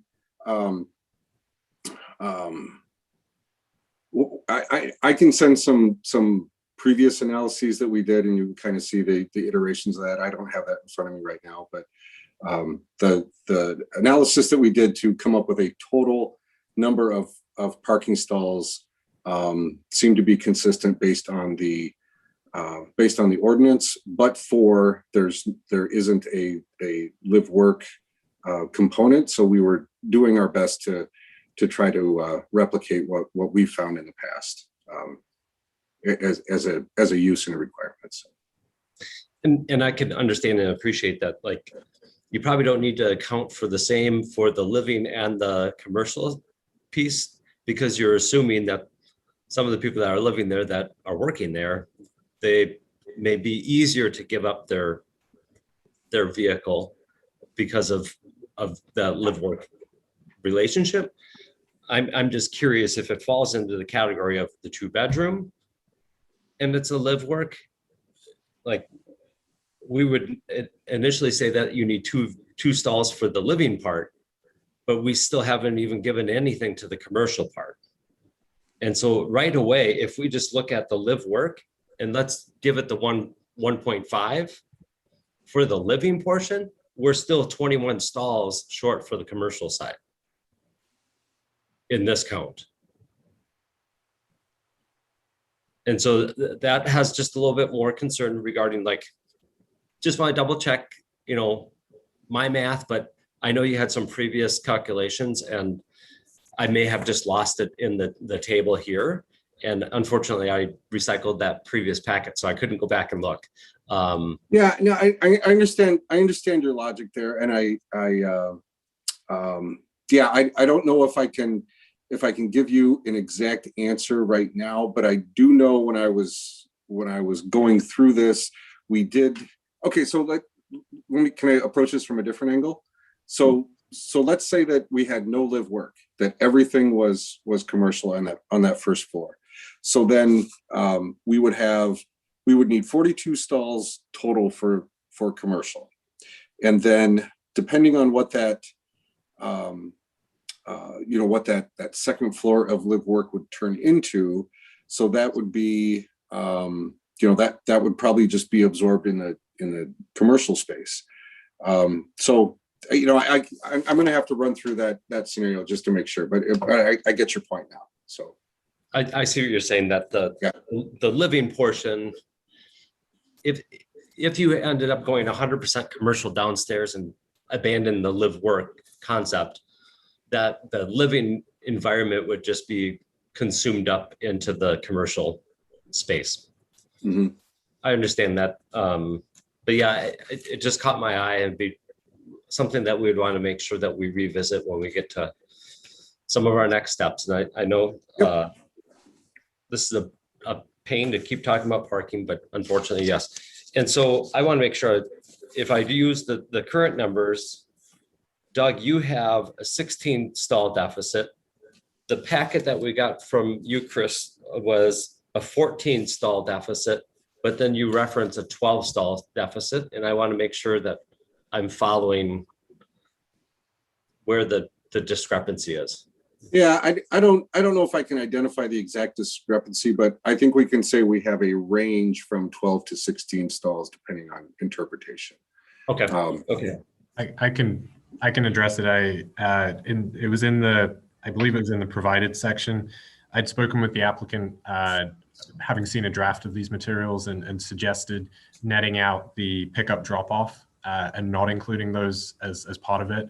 And I believe 2 of those were still counted. So I think that counts. You're right, Doug. Yep. Sorry about that. Okay, thanks. That helps a ton. The next question I have is, if you go to the, Doug, the page with the, oh boy, you can't see a thing, with the parking, but it shows the 2 profiles. And so the first profile on the page indicates that you're looking north. But when you look at the profile, it appears as if I should be looking north, but it's showing 3 drive lanes going out and 2 drive lanes coming in. But on the previous page, it shows 3 coming in and 2 going out.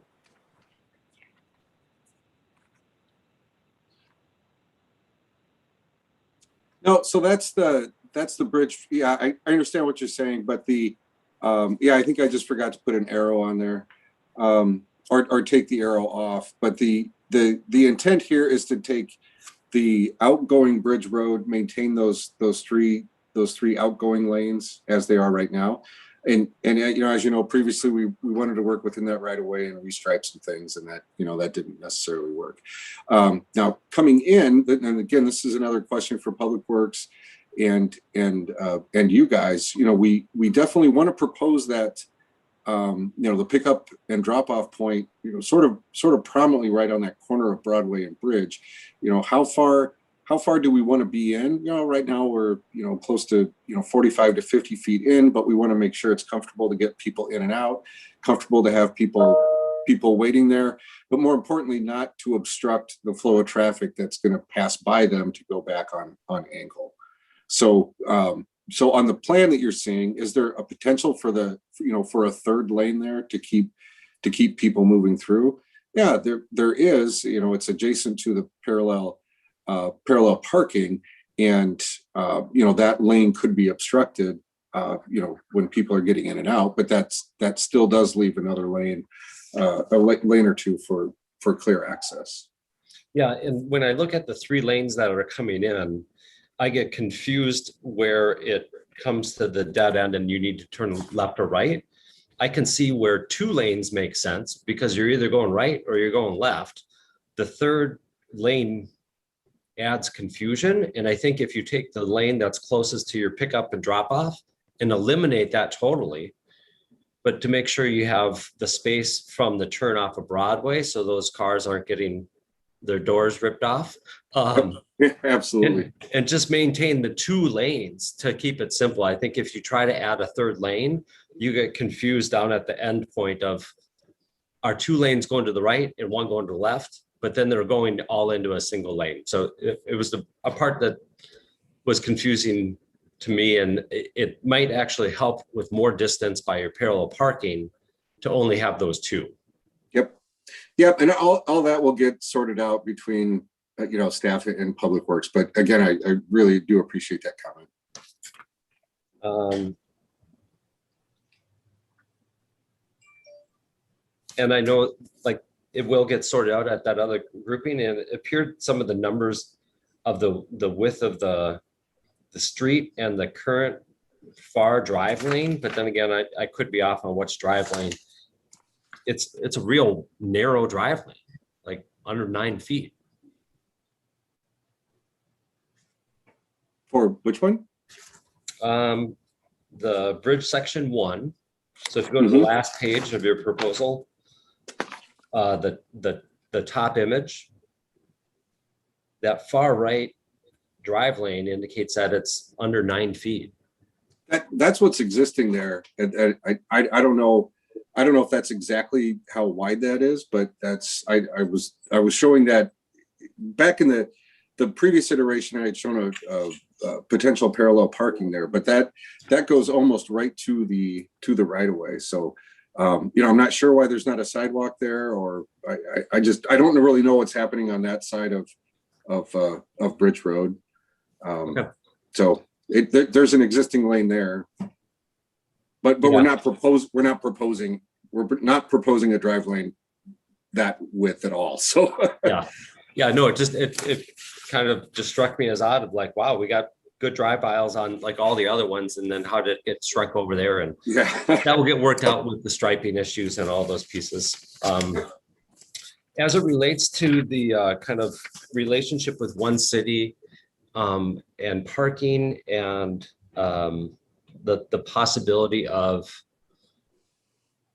that side of Ingle, something kind of struck me when One City was talking about their interest in having some of their facilities open for the public and different relationships with different entities. And it had me thinking too about our residents having access to open space nearby.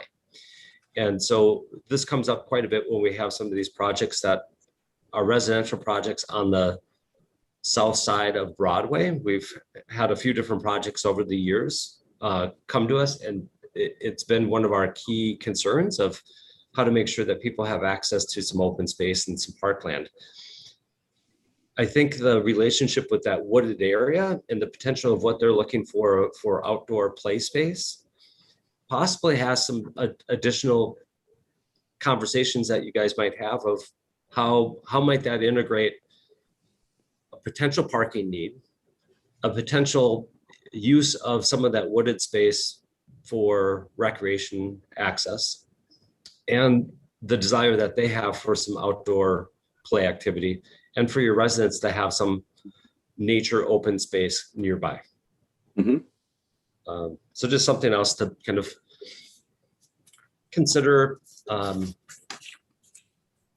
Just giving you guys, you have great proposals going on at the same time, and a lot of the access into that area right now is going to the restaurant or WPS. And I think with WPS going away, like you guys will drive much of the flow there.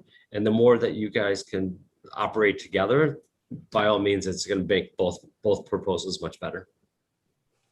Oh, thank you. So yeah, just a quick aside, we needed to talk to you guys. We were going to put a giant billboard on our building for One City Schools. I'm not sure what the mechanics are for that, but we can talk about that one later. Yeah, we'll get there, because you're going to come back and say you border 3 roads. Only if it's an animated neon sign. It needs to be an animated neon sign. Yeah.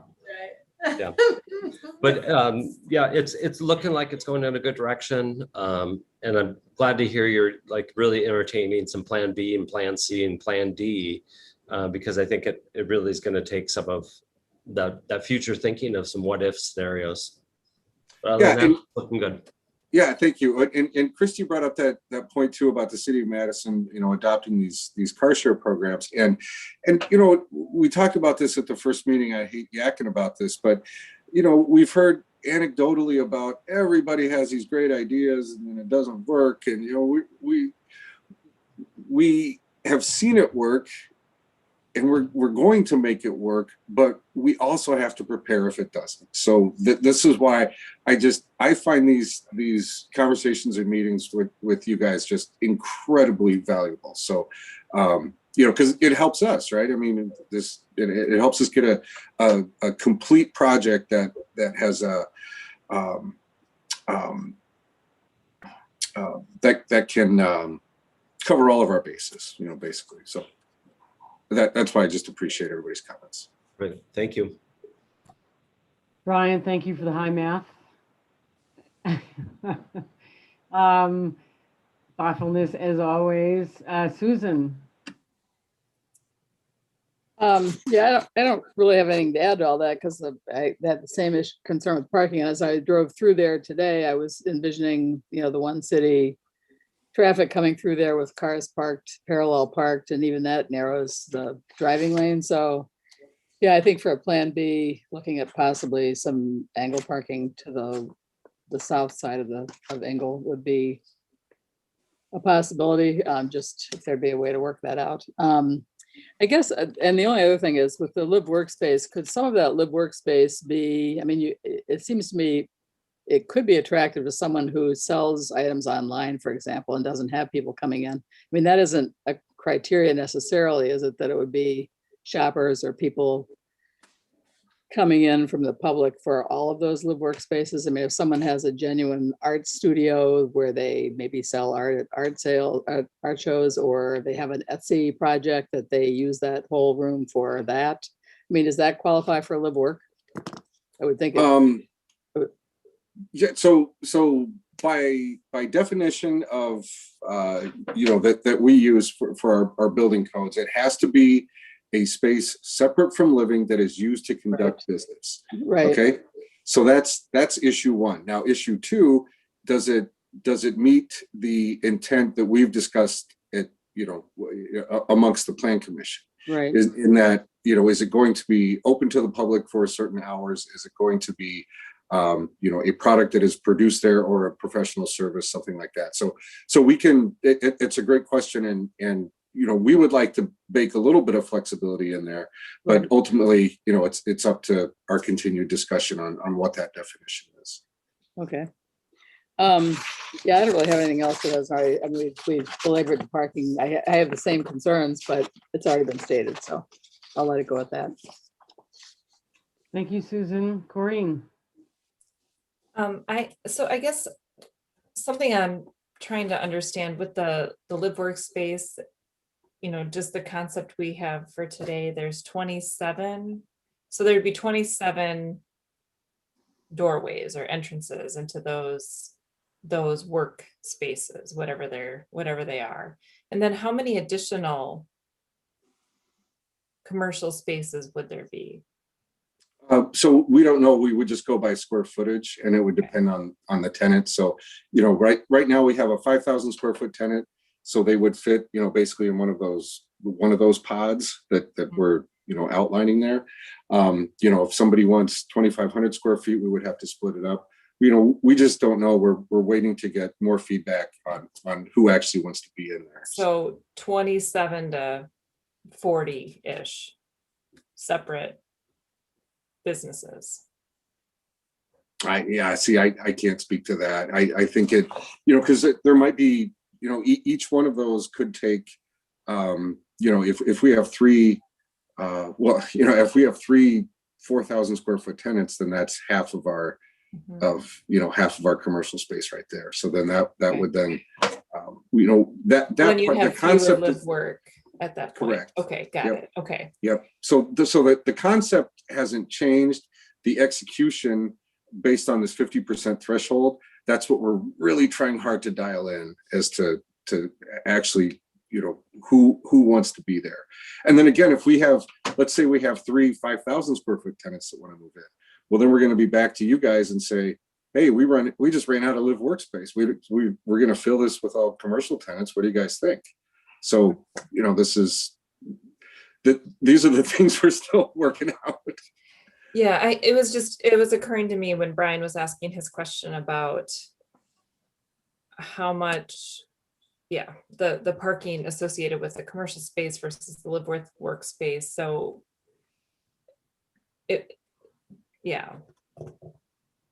okay.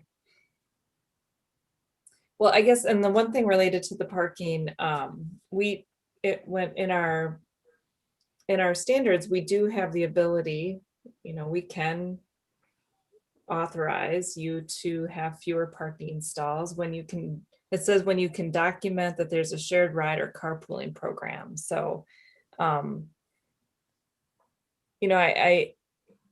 I really think this is an interesting project, and I understand that there's parking concerns, but like you said, if we don't try it, then we don't know. And I just think you're thinking about the other options, and it's important to, the other thing that it says here is that you have to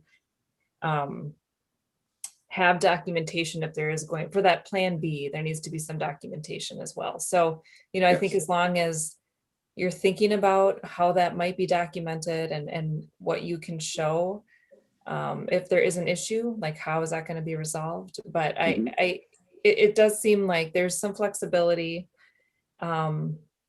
especially with a lot of the unknowns, but it's such a cool concept, and really, I really think you're thinking a lot, you're thinking through a lot of the options and presenting us with a lot of the challenges that you're dealing with. And so I don't need to say more about the parking either. It's all been said, but we'll get there. Yep. Thank you. Maureen, thank you. I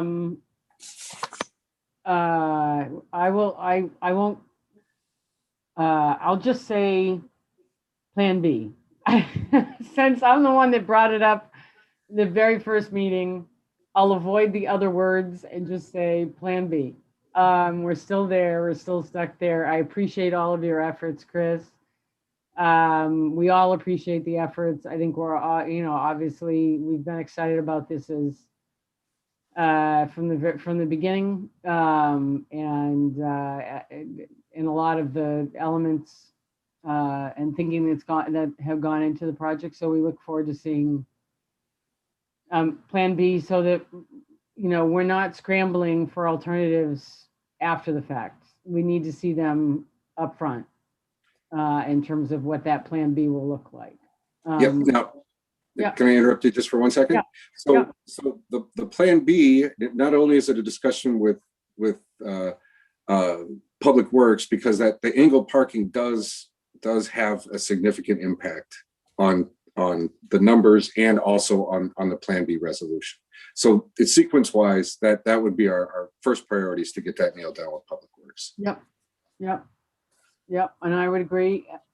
And I could see that Public Works might still have a challenge with the diagonal parking.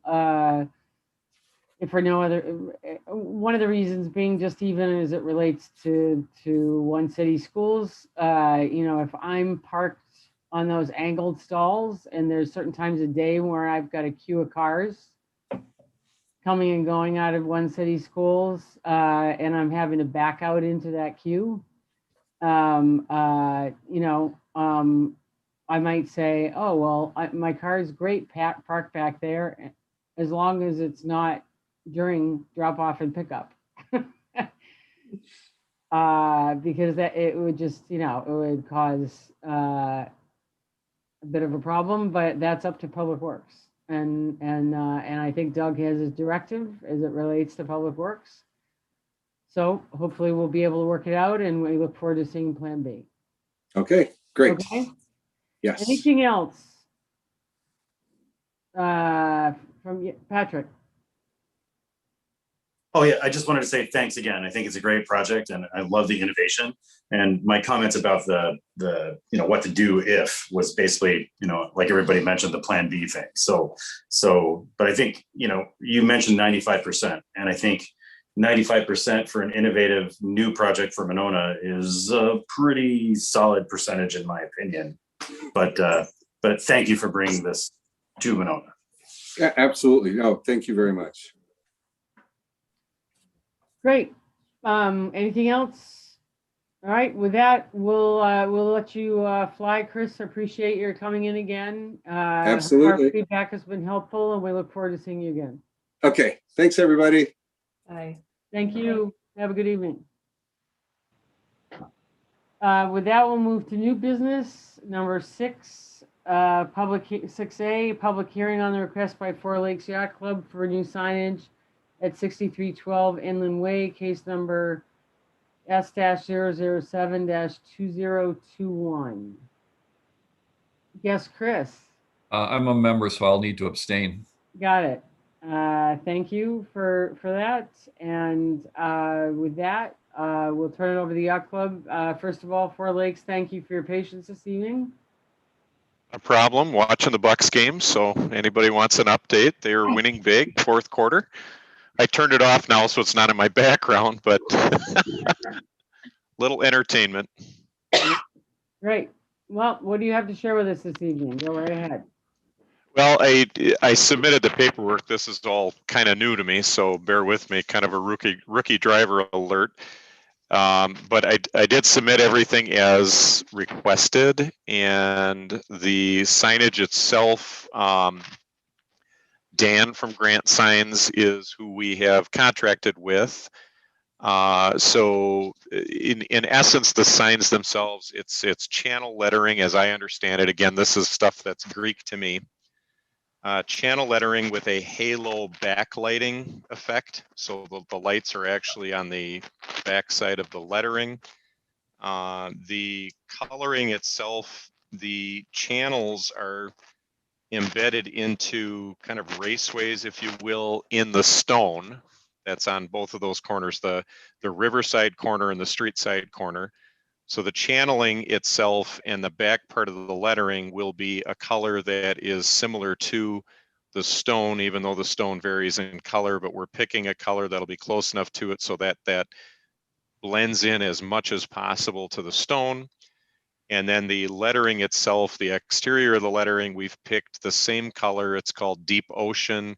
It's the same color as the hardy plank siding that we were doing on the balance of the exterior, most of the exterior of the club. I don't have the exact, I think the exacts are in the diagrams, but I believe the front sign is roughly an 8-foot by 8-foot grid. That would be the lettering and the ship's wheel. And then on the riverside, it's a much smaller signage. We're just putting the lettering on the riverside itself. And I guess with that, I'll turn it over to questions that hopefully I can answer as best as I can. Okay. Jeff, if Doug were to share, would it be helpful to the commission? I'd be happy to have Doug share the screen or hosting with you so that you could actually show us physically what's in the packet, unless the commission doesn't feel like they need that, if that's not helpful to have it on the screen. I know it's in our packet. Yep. But there's always a possibility that it would be helpful. Would it be helpful to people to see it on the screen? Or are you there? You're good? Everybody's good? If you're good, give me a thumbs up. You're good? You don't need to see it. Okay. All right. Then we'll go with it. If that's the only person, Jeff, are you the only person here from the yacht club to present this evening? That is correct. Okay, great. With that, then we'll close the public hearing portion of the request by Four Lakes Yacht Club and move to 6B, consideration of action on the request by Four Lakes Yacht Club for new signage at 6212 Inland Way, case number S-007-2021. Doug? Thank you. So as the applicant mentioned, the request here is for 2 wall signs, one just over 85 square feet, the other just over 26 square feet. The signs, as proposed, appear to comply with the size standards for this. The building is facing both Inland Way, but also the Yahara Channel. So because of that, it does receive 2 wall signs because it has the 2 building faces. So it appears that it meets the city's code for that reason. And for that reason, staff recommends approval, including a finding of fact as to why the 2 wall signs were considered, as well as 2 conditions of approval. Thank you very much. Thank you. All to go forth. Oh, thanks. I think number one, I think the club is going to look fantastic. I'm really excited to see these improvements. When are you starting? It's already underway. So we're right now. I encourage all of you to go down there because already you can see, in my opinion, of course, I'm a club member, biased opinion, but the improvements are already very noticeable. The extension of the roof lines for the parapet walls. We have the mechanicals enclosed in a very nice material. They've already put up the channeling and insulation for the hardy plank siding. The windows are cut. I believe the windows were going in today, and the siding was actually coming in tomorrow. So they will start the siding process. We're right now we're kind of at the mercy of materials. So we've made a lot of headway, but now we wait for materials. So I definitely would, if you haven't been down there, take a look. It already looks so good, and we don't have the finished materials on it. So we're equally excited, if not more. It's really turning out nice. Great. Okay. I will add that to my bike ride tomorrow. There you go. You know, at first glance, I thought that the legibility was a little bit hard to see, but I think it's just because the stone is black and white and the stones are all outlined in black. And so I think seeing it in person and the stone is not up yet? The stone It is siding? not. No. Okay. No, we're waiting for stone delivery. Okay. Yeah, I think it's going to work out great. I think that was my only consideration at first, my only concern, but okay. I have no problem with it. I think it's going to look great. Okay, great. Patrick? Yeah, I think it looks great too. The only question I have is I noticed in the recommendations that, you know, the plan commission would look at if the sign had too much glare or too much light. And there was some notation in there that the yacht club would be amenable to adjusting that. And I was just curious, are you planning on putting the possibility of like a dimming capacity in with that sign now, or just in case, or you're just aware of that and willing to work on that if that turns out to be the case, though I don't think it will be. Yeah, we're definitely aware of it. I think again, I'm not a sign guy, but Dan had kind of described it because it's that halo backlighting. So it's lighting that's on the back side of the sign lettering itself. So it's actually illuminating the wall and therefore illuminating somewhat the sign itself. There are some examples out there in other businesses that I think Breakwater even has one when you walk into their first lobby. It's a halo backlighting, so it minimizes the glare considerably.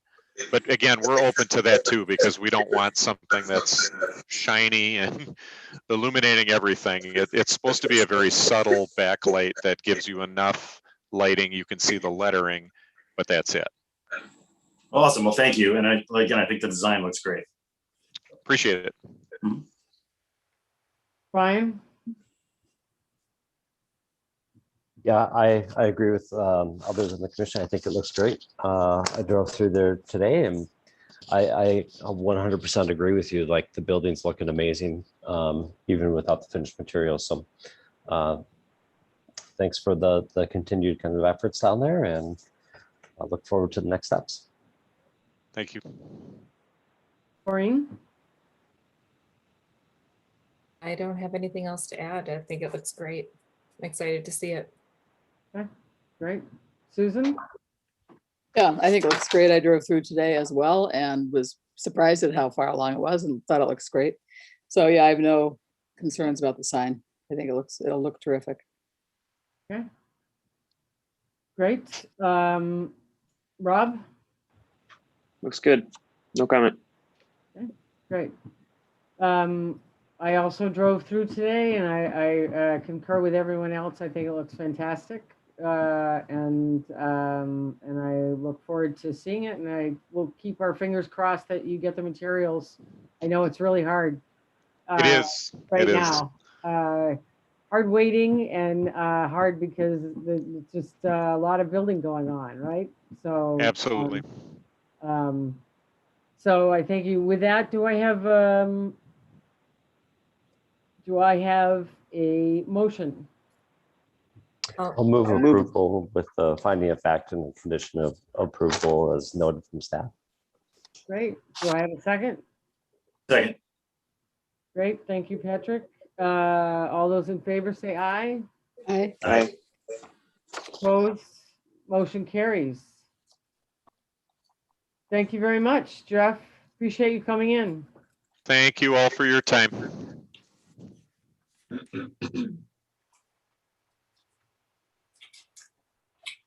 That takes us to public hearing on the request by ENR Investments for new signage at 6325 Winona Drive, case number S008-2021.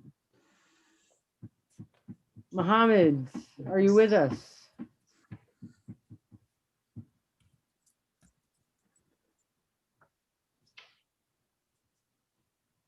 We have a couple people unidentified, so I was unsure if Mohammed was one of those on. Okay. If not, I'd be happy to run through the application. Okay. Mohammed, if you're here, please feel free to jump in.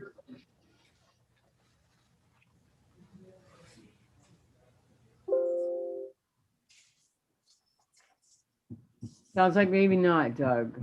I can go ahead, just introduce it. So this is the applicant's request for signage following the zoning permit that came through, I believe in April.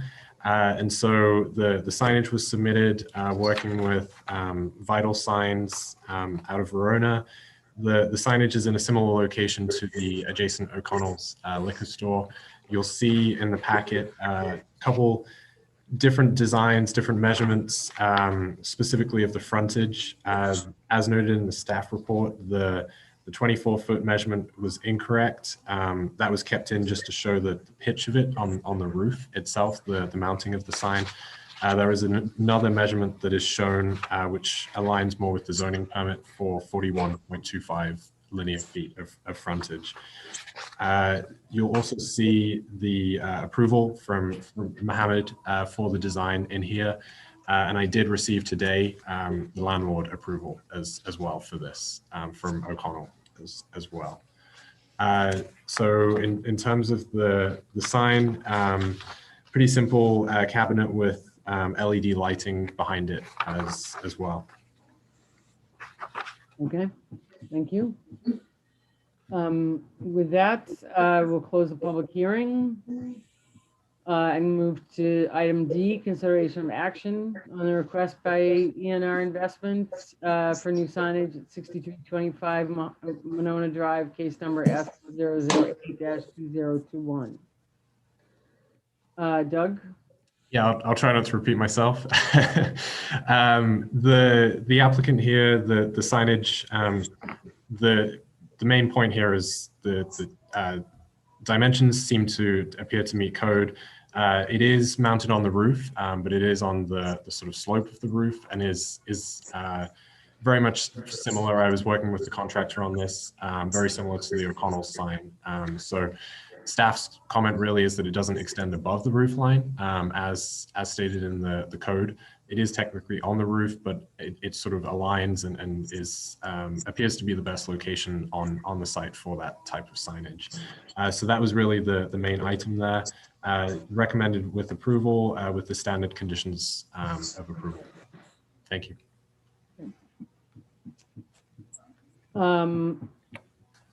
Do we have any questions from the Chris? You want to start?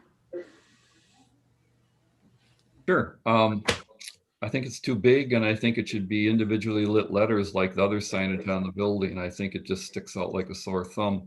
Doug, question, that 41 feet, is that all the way through the building or is the front? I looked through the window, it looked like that's just a hallway, maybe for access to bathrooms or something. I was looking at it with the zoning permit, sort of correlating with the application that came through there. I have to double check strictly what is the frontage and how that shakes out. Because I went in the liquor store and the liquor store wraps around. So I'm wondering if that's not really even truly frontage. It's just a common hallway for bathrooms or something like that. But at which point that would tell you that it's a little too big too. But, it's 3 foot tall. The average letter on O'Connell Liquor is around 2 foot or less. The average letter, and O'Connell Liquor is individually channel lit letters, and this is just a big old cabinet plunked up there. To me, it's like maximizing a billboard or just notice me. It doesn't seem to match the rest of the signage on the building for me. Thank you. Susan?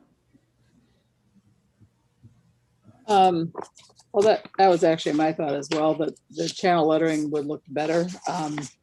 We do have a couple other buildings on the drive where there's a cabinet behind them, but maybe it's the red, and the red does go with the color on the siding, but I felt like I'd rather see it in the channel lettering, similar size, but not with the, I don't think the red background is necessary. I think it still shows up with the channel lettering, that it doesn't have to be the same font as O'Connell's Slicker, but I would prefer that. Okay, great. Thank you. Rob? I'll be blunt. This is uninspired, and it's the least amount of effort to say what you're selling. It doesn't even say the name of the establishment. It's the Vapes and Cigar Shop.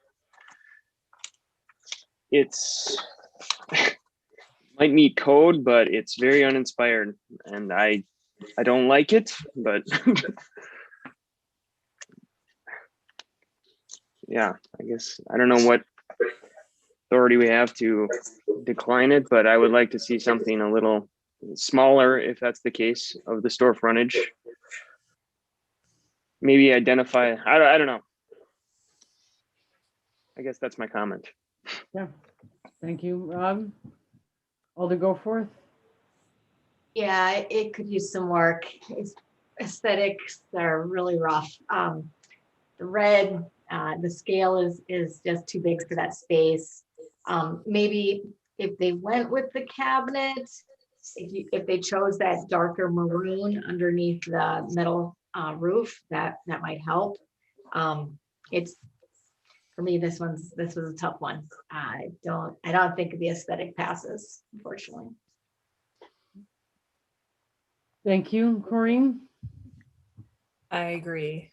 And I thought, of course, I didn't write it down. I thought I read somewhere in our sign code something about it being compatible with other signs on the building. So I'm trying to find that, but I'm not able to find it at this exact moment. Has anyone seen that reference? So I don't, it's not compatible, I don't think, at all with O'Connell. It's like script font with a martini glass, and then not, a little different than that. It's just like cabinet different. So they're not, the white is the same, but there's nothing else that looks consistent to me. Right. Okay, thank you. That is, Corinne, I don't have the exact reference, but that is definitely part of the code, that it's consistent with its neighbors. So, Brian? Yeah, I agree with kind of the current discussion. The question I have, and Doug, like this, I'm trying to go back in time and think when O'Connell got their sign permit for that sign, what store frontage was used? I would have to check. It was a lot to pull together last week when so I do typically pull those, and the applicant had shared with, because they use the same vendor, I believe, that had the O'Connells as had done the cigars. So they provided those. I will go back and cross-check that, and that will, obviously, if they're double counting frontage, then that would again give us an indication that they're incompatible. So my apologies that I did not include that. Yeah, no, that's all right. And I'm just using the last page in their packet. Mm-hmm. And if I take the top one, if I did my quick math correct, you're looking at a little over 70 square feet, mm-hmm. which would have to be, because the entire building is 90. Yeah. So if we're giving them 1 square foot per, that means that they counted the entire building except like a 12-foot section or 13-foot section. It would suggest that the first frontage calculation of 24 was more accurate. I think it would be fair to say. or much less. Yeah. Unless we gave O'Connell, well, when you do the breakdown of the martini glass and then the first section and then the second section, you probably get closer to the 24 and the discrepancy. Like I bring that up because I think it speaks to the size issue. And I'm not sure, and other commission members, like, feel free to like tell me where we've done this before. If this was in O'Connell, did get their signage related to the entire building, but now the building is chopped up differently and leased out differently, how does that impact historical sign approval as well as now current sign approval? Chris? I would argue that that allocation's already been allowed. And I would guess if we go back, Doug, we probably had that 24-foot dimension and we said the other one was good. And it goes back to how much are they really occupying? But you're right, Brian. It's a very good comment that there's only so much signage allowable on each building facade. And I think if they had complementary signage, I think it could help within the whole building. I mean, the O'Connell signage is clearly above their storefront, and although it's maximizing the amount of it, like it really is kind of using that piece. This sign is a large sign and it's tucked over the entryway, which makes sense. That's where you want your sign to be.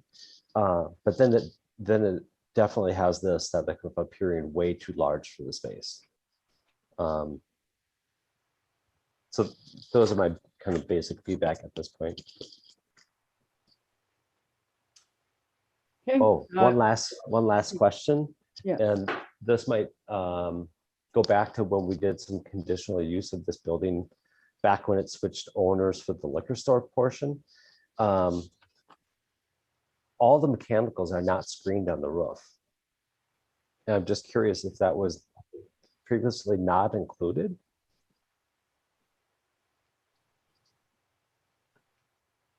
Chris, do you remember? I was just going to say, I'm probably the only one old enough to remember what happened on that building other than you.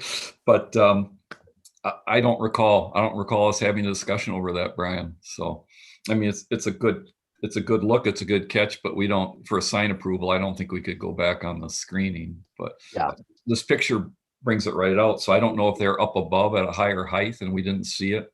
I don't recall seeing that when I drive by. Yeah, and you're absolutely right. Like, I think maybe from the vision being on the ground, we don't see them, and maybe that's why we didn't address it. Back to the point about the frontage, I have the original O'Connell's sign permit pulled up and can share my screen, and it looks like they counted the entire building frontage for their permit. It's really hard to see, but like on this right here, you can see they've got like 94 feet of frontage for their permit. So yeah, that helps clarify anything. Way to dig it out, Elisa. I had looked at it briefly earlier in the week, so. But I didn't look at the frontage that they had used. So yeah, and I think even with that previous signage, like I think they're not using all 94 square feet. And so I think that it does allow some appropriate level signage for this business to go in and appropriately signed right above their entrance. And I think it will make sense. Thanks for the quick work on finding that. no problem. Okay, so this is a consideration of action item. So obviously. Oh, what about me? Oh, sorry. No, Sorry. it's getting late. No worries. Yeah. Thanks. No, and I don't have anything to add other than I don't like it. So, and I was going to tell you that I loved it just to be difficult, but I'm just kidding. No, I don't like it. I don't think it fits the building. The O'Connell sign looks really I mean, the O'Connell sign is like the best possible outcome for that building, right? From a signage perspective, I think, from a design perspective. And I think that that sign is just garishly mediocre, I guess, aggressively mediocre. So, and I think that it would be nice to have it be similar to the O'Connell sign. So I pretty much concur with everyone else. Thank you. That's it. Okay. Thank you, Patrick, with apologies. Rob, Rob, did you have something? Yeah, I'm just going to make a clarifying point. I was pretty blunt with my comments earlier, which I do stand by, but I say them because, I mean, we want aesthetically it to fit and look good, but we want the businesses that choose Winona to be successful and put their best foot forward. And I just think they should take another swing at this. Yeah. I got one more comment. Yeah. The facade improvement grant, does that cover signage in the city of Winona? It is no longer funded. Oh, no longer funded. Okay, was just curious because I feel the same way. I don't want someone to be if the funds aren't there to create what we want. I don't want to put someone at necessarily a disadvantage, but I think that some sort of something can be come to that's an improvement over what that is without increasing the cost by a lot. That's it. Yep. Yeah. Appreciate it. Chris? Since half the commission wasn't here when we had the Supreme Court ruling, just want to remind everybody on the commission, I think a lot of you aren't even aware of it, but we can't regulate content on a sign. What we can regulate is the size and consistency on a building, and we can tell them we like channel letters versus a cabinet. But as much as I would like to tell them that if you all choose to grant them a cabinet sign, we can't really tell them you can't use that bright red because that's content, and that would be against the Supreme Court ruling. That's free speech for signs. So basically all we can do is the signage, how it fits. And a lot of times we regulate the channel lit versus the cabinet to get consistency across the building. Thank you for that. Thank you, Chris. And in fact, I would just add that that was one of the reasons why we had to redo our sign code and spent a good amount of time doing it, was because of that ruling. So, and that was what we were at that well over a year. So, still looking for some sort of action from the commission, given the feedback. Chris? Well, I rather than deny, I would say since the applicant wasn't here, it's their choice, but I would suggest we table it, and I'd move to table. Makes perfect sense to me. Do I have a second? Second. All those in favor? Aye. Opposed? Okay. Doug, you know where we stand. We look forward to hearing from the applicant again. Yes, I'll relay that to him and work with both he and the vendor. Okay, thanks very much. I just want to add, I think, with Confectionique, we did get them to alter their color. I mean, they wanted a magenta and we said, the existing one is more of a maroon. They just went with it. So to me, it's just something that you can suggest that you'd be better off if you did this. But as far as the text, if that's the name of it, that's the name of the shop, and we can't, regulate that. Chris? Two comments on as far as what Sue just mentioned. There we can look for consistency in a sign with the same background, and when we've done that on all our landscape ground signs to get that consistency. And the second question was, Doug, let's confirm how much frontage they really have, and not just that it's a hallway that goes to bathrooms or something, and then the liquor store really does wrap around the back. Yes. I mean, we have two things. The liquor store's used up X amount of the signage. Brian's absolutely accurate. They've already used up that much signage, so we have that. It'd be nice for us to know what's their true frontage. Is that 40 foot wide for vapes and cigars? I don't know. Yeah. Okay, thank you. Did I see somebody else's hand up besides Chris? It was me, but I was going to say the same thing. The Confectionique is still pink on the building. It was just on that landscape ground sign. Right. But I wasn't aware of the color on the building thing, so, or the Supreme Court ruling that we can't tell them specifically things like that. So that's interesting. Yes, indeed. Okay, thank you. The request has been tabled. And with that, we'll move to number E, pre-hearing conference on the request by Wisconsin Physician Services, WPS, for approval of revisions to lots number 1 and 2 of certified survey map 1567-1 at 1707 West Broadway, case number 2-013-2021. Welcome, Brian. Hi, thank you. My name is Brian Glosh. I'm representing WPS on this matter. We're proposing a revised CSM for the recently recorded lots 1 and 2 of CSM 15671, and also it will be included in the lot 3 of CSM 10267. Basically, what we're proposing is to bump or realign the property line of what is now lot 2 to include the roadway on the west side of the lot, as well as the roadway on the northwest side of lot 2, to simplify maintenance costs for the sale of the lot to One City Schools. Great. Is there anyone else here, Brian, from WPS that wishes to speak before we open it up for feedback?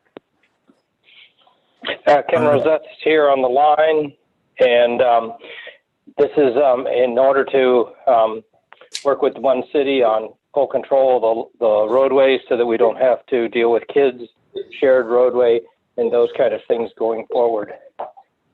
Right. Right. Okay, Ken, thank you. With that, Doug? Thank you. So yeah, the request has been outlined here. In the staff report, I sort of laid out the projected timeline here.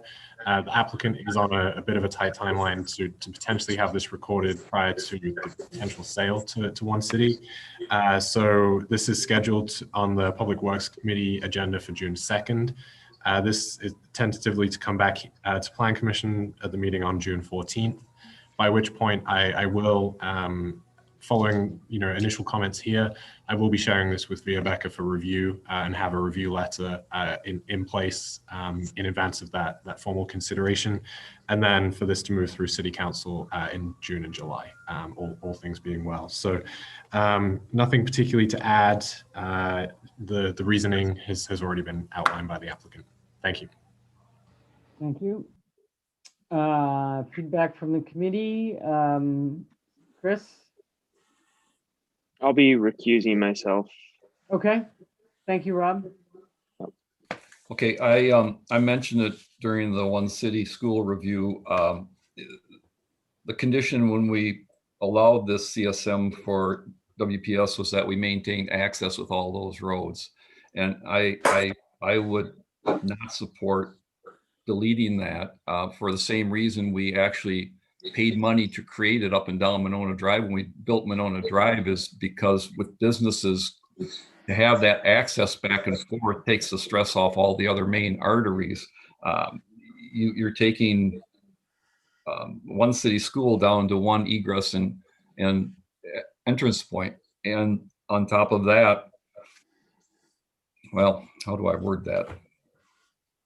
I think it's really important to have joint access. Now, as far as maintenance goes, they can work that out between them. The applicant owns that property and they can put whatever they want as far as maintenance between the parties. If they own that road and they maintain their road and WPS maintains theirs, and if One City School makes some kind of agreement where they say, sure, we're not going to use your roads except for an emergency, that's up to them. But for the city, it was really important to the city. And as much as we love WPS, they might not always be there. And when we say they only have 50% of their people coming back, they have the capacity for more, and we have to look at that. When we're looking at our traffic flow and everything, we have to know that those buildings are there, and we have to be able to service them properly with the infrastructure that's in place.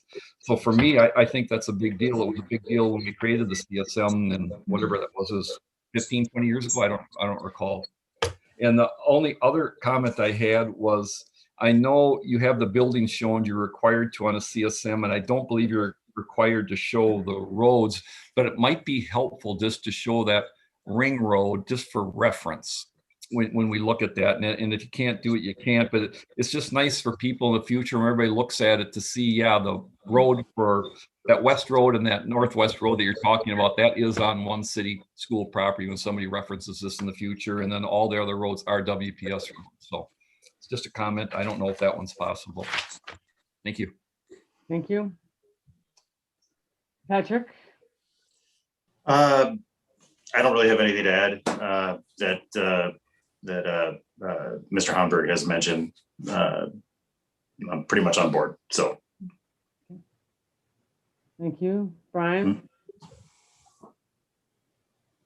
Yeah, I initially kind of understood and it made sense, but with some further discussion around the shared access points and how that could be worked out, I think there is some value of looking at that and still be able to meet the needs of the maintenance as well as other usage. And then when I heard One City during their application tonight, conversations about, there might be some possibility of for certain events to be able to use some parking on the WPS side of things, like there's inherently then good value of having access across those spots and having access to all those roads. So I would like us to address the needs of WPS in a different way.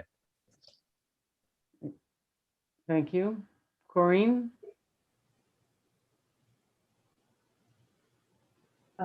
I think what Brian just said, I think is a good point, that there might be some additional discussions that the shared access is going to be a value to both of the parties here. So I don't have anything else to add. Thank you. Susan? Yeah, I think it makes sense also to have the shared access. I think I think you work on, as someone said earlier, training the parents to go a certain way, and most WPS people will not necessarily use that road, but I think you can do that without changing its status. Thank you. Alder, go forth. Yeah, I don't have anything to add either.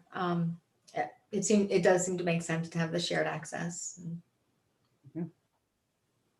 Great. Any other feedback or any other needs from us, Ken or Brian, that relates to this preview? Well, this is Ken. This is a property line revision. It really is a separate issue from the access and the road easement. So there's two different things here. This is a property line change that we want to do to allow One City to have a different property line. And this is Jared Smith again for One City. Yeah. And in looking at the change of property lines, this certainly gives One City more control over the roads that are directly adjacent to One City's building. And so it will no longer be simply owned half and half between WPS and One City. One City will have control over that Angle Street access as well as that north-south WPS drive. And just certainly this is a question for Chair as well, but within the restrictive declaration of restrictions here, it does allow termination for lots based upon if any lots have direct access to a public street in accordance with applicable law. And certainly One City will have direct access to Bridge Road off of Angle Street. So there is no loss. And in fact, with the CSM here, there's a gain of that complete control over the direct access to public street. So that's all I have to add here. And obviously this is a conversation and a topic for further discussion. Chris? I understand everything you just said, but the point that we're missing is this is a condition that was placed by the city on the original CSM years ago, that this joint access agreement be in place. We said, if you ever, at the time they wanted to do it, I can't remember, there's a different reason, but what the city came back said, that's fine, but if you ever choose to sell one with these lots off, we want to make sure that there's joint access through this entire road network. And so what we're talking about is WPS would like to delete that, and the city would like to keep that. That doesn't change what you're selling in this property line adjustment to have them own that whole road. I have no issue with that. I have no issue with any of it. But the issue I have is with deleting the road network for one school city to use. Boy, I have a hard time thinking that name. Right, got it. Okay. Any other, Ken, Jared, I think you've got the feedback that you've requested tonight in this pre-hearing. Sounds like we're encouraging you to work it out without impacting the road. We're finding that there are other ways for you to work out without impacting the roadways and that the current CSM. That makes sense? Yeah, Brian? Well, I think what Chris added in was the piece around like, yeah, moving the line of what you're selling, like we get it, but can that come in tandem with something that meets all the other elements of the original CSM and the conditions of the interconnectivity? So I think the lot line movement piece is not our issue. Our issue is like, how does that interplay with the other pieces? Correct. Correct. Make sense? Thank you. To go back to the drawing board with?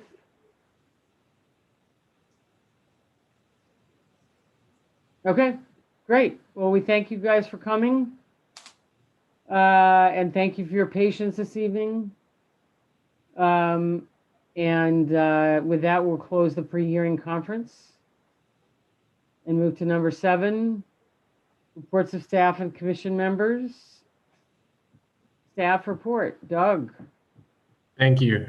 The meetings are still going to be pretty busy. Still a few more things coming along. June 14th, Floor and Decor are expecting to have their consideration of action. So they obviously were at the previous meeting, and so they're tentatively on for that June 14th meeting. Also of note is potentially the signage for the current. The feature wall and things like that may well be coming back as well. So if it's not June 14th, it's most likely June 28th. And so I think a couple other things from tonight, the CSM, the tobacco store signage as well, most likely will be coming back. So yeah, still things moving through. Great. Great. Do we have any other economic development updates beyond? Yes, there are still a couple projects that are edging towards formal plan commission submittal. Also potentially working with CDA. So again, I broken record with this. Still nothing that I can formally share, but certainly a couple things looking quite close that it may well be coming forward this summer. So certainly some exciting projects, and I'll keep you all posted. Thank you. With that, I also just wanted to toss out as a follow-up to an email I sent today to city staff and fellow alders on the city council. As you may all know, on June 1st, we close on San Damiano. And we also just recently approved a MOU with the Friends of San Damiano between the city and the Friends. And I just wanted to toss out there that the Friends of San Damiano is available a representative of the Friends is available to appear to any committee at any time. Landmarks has already taken advantage of it for obvious reasons, and Parks and Rec have as well. And I'm sure, but we know that there are other committees and commissions and boards that may be interested in learning more about the Friends and what they're up to. And if that's something that this commission is interested in, we could certainly add an appearance by Friends president or another representative from the Friends to this committee meeting, to a future committee meeting. So if that is something of interest to this group, feel free to shoot me an email or Doug an email, and we'll be sure to put it, we'll reach out to the president of Friends and Pat Howell, resident Pat Howell, who is the chair of the communications committee, and we can schedule the Friends to appear at some time at a future meeting. That makes sense? We just want to be as communicative and as a city and as Friends, we want to be as communicative and transparent as possible. And we know there's been a lot of questions, so just wanted to know that they're available. So with that, unless there are requests from the commission. Yes, Chris. I've mentioned it before, but when I was coming down Monona Drive to look at the projects today, Doug, I counted at least a dozen trees on the Monona Drive project that are gone. It seems like when they die, they just take them out and don't replace them. And that was one of the keys to the streetscape there, was the intensity of landscaping. I know typically they're not that close, but that was one of the big points on that. So if you could just get that to whoever needs it. Yes, I'll reach out. Thank you. Corinne. Along those same lines, I was at the grocery store today and noticing how rough the landscaping looks. Is that something that we ever go and talk to the businesses about? You mean the new Metro Mart? Is that what you're referring to? Yeah. It was on the side closest to Red Robin. It just looked like half dead. Right. Most of the plantings over there. Right. Chris? Absolutely. I mean, we're the ones that approve all these plans, and all there is in Monona is us and Doug. So it's always been the plan commission eyes. If you see something we've approved in the past and you have a question, just bring it up. And I don't know Doug's intent, write him a letter or whatever, but we are the eyes for that. Yes. I think it's also the case that you know, the last few years, I mean, I've had several residents bring up the tree issue on Monona Drive as well. I mean, you know, we've just really the landscaping generally, the trees generally have really been suffering. We just had a good rain, I understand, yesterday. Since I was in the area, I didn't experience it, but I know that there's been weeks, you know, where we haven't had much of anything. So, Rob, what were you going to say? It was a different topic. You just spurred my memory about things I've seen, and I'm sure other people have seen the additional signage at Cozy Homes that they have in their landscape. They have basically like garden things that stick out. They didn't get a sign approval, I know, for an additional signage. I don't know if anybody's ever noticed that. No, I didn't know. I haven't noticed it. Did anybody else notice it? Individual letters on stakes in their landscape bed. I don't know if it's an infraction of sign code, but it was a creative way to add signage to that side of the building. I don't know if it sets a precedent. I'll drive by and take a look and reference the code and see how it does or doesn't fit, and we go okay. Yeah, thanks.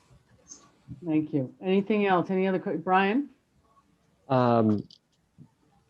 With the floor and decor, it kind of spurred a thought in my head regarding Hobby Lobby, and it sounds like they're exiting that space and moving to the west side. And so I think it kind of pushes that issue regarding some of the complementary uses within that building. So it had me concerned in the sense of that was a pretty long-standing tenant, and to not just duplicate a store on the west side, but to actually uproot had me kind of scratching my head a little bit. I thought they were quite successful over at Southtown. So. Yeah, and I presume, Doug, that you and Brian have been in touch with David Israel since he's the owner of that piece of Southtown?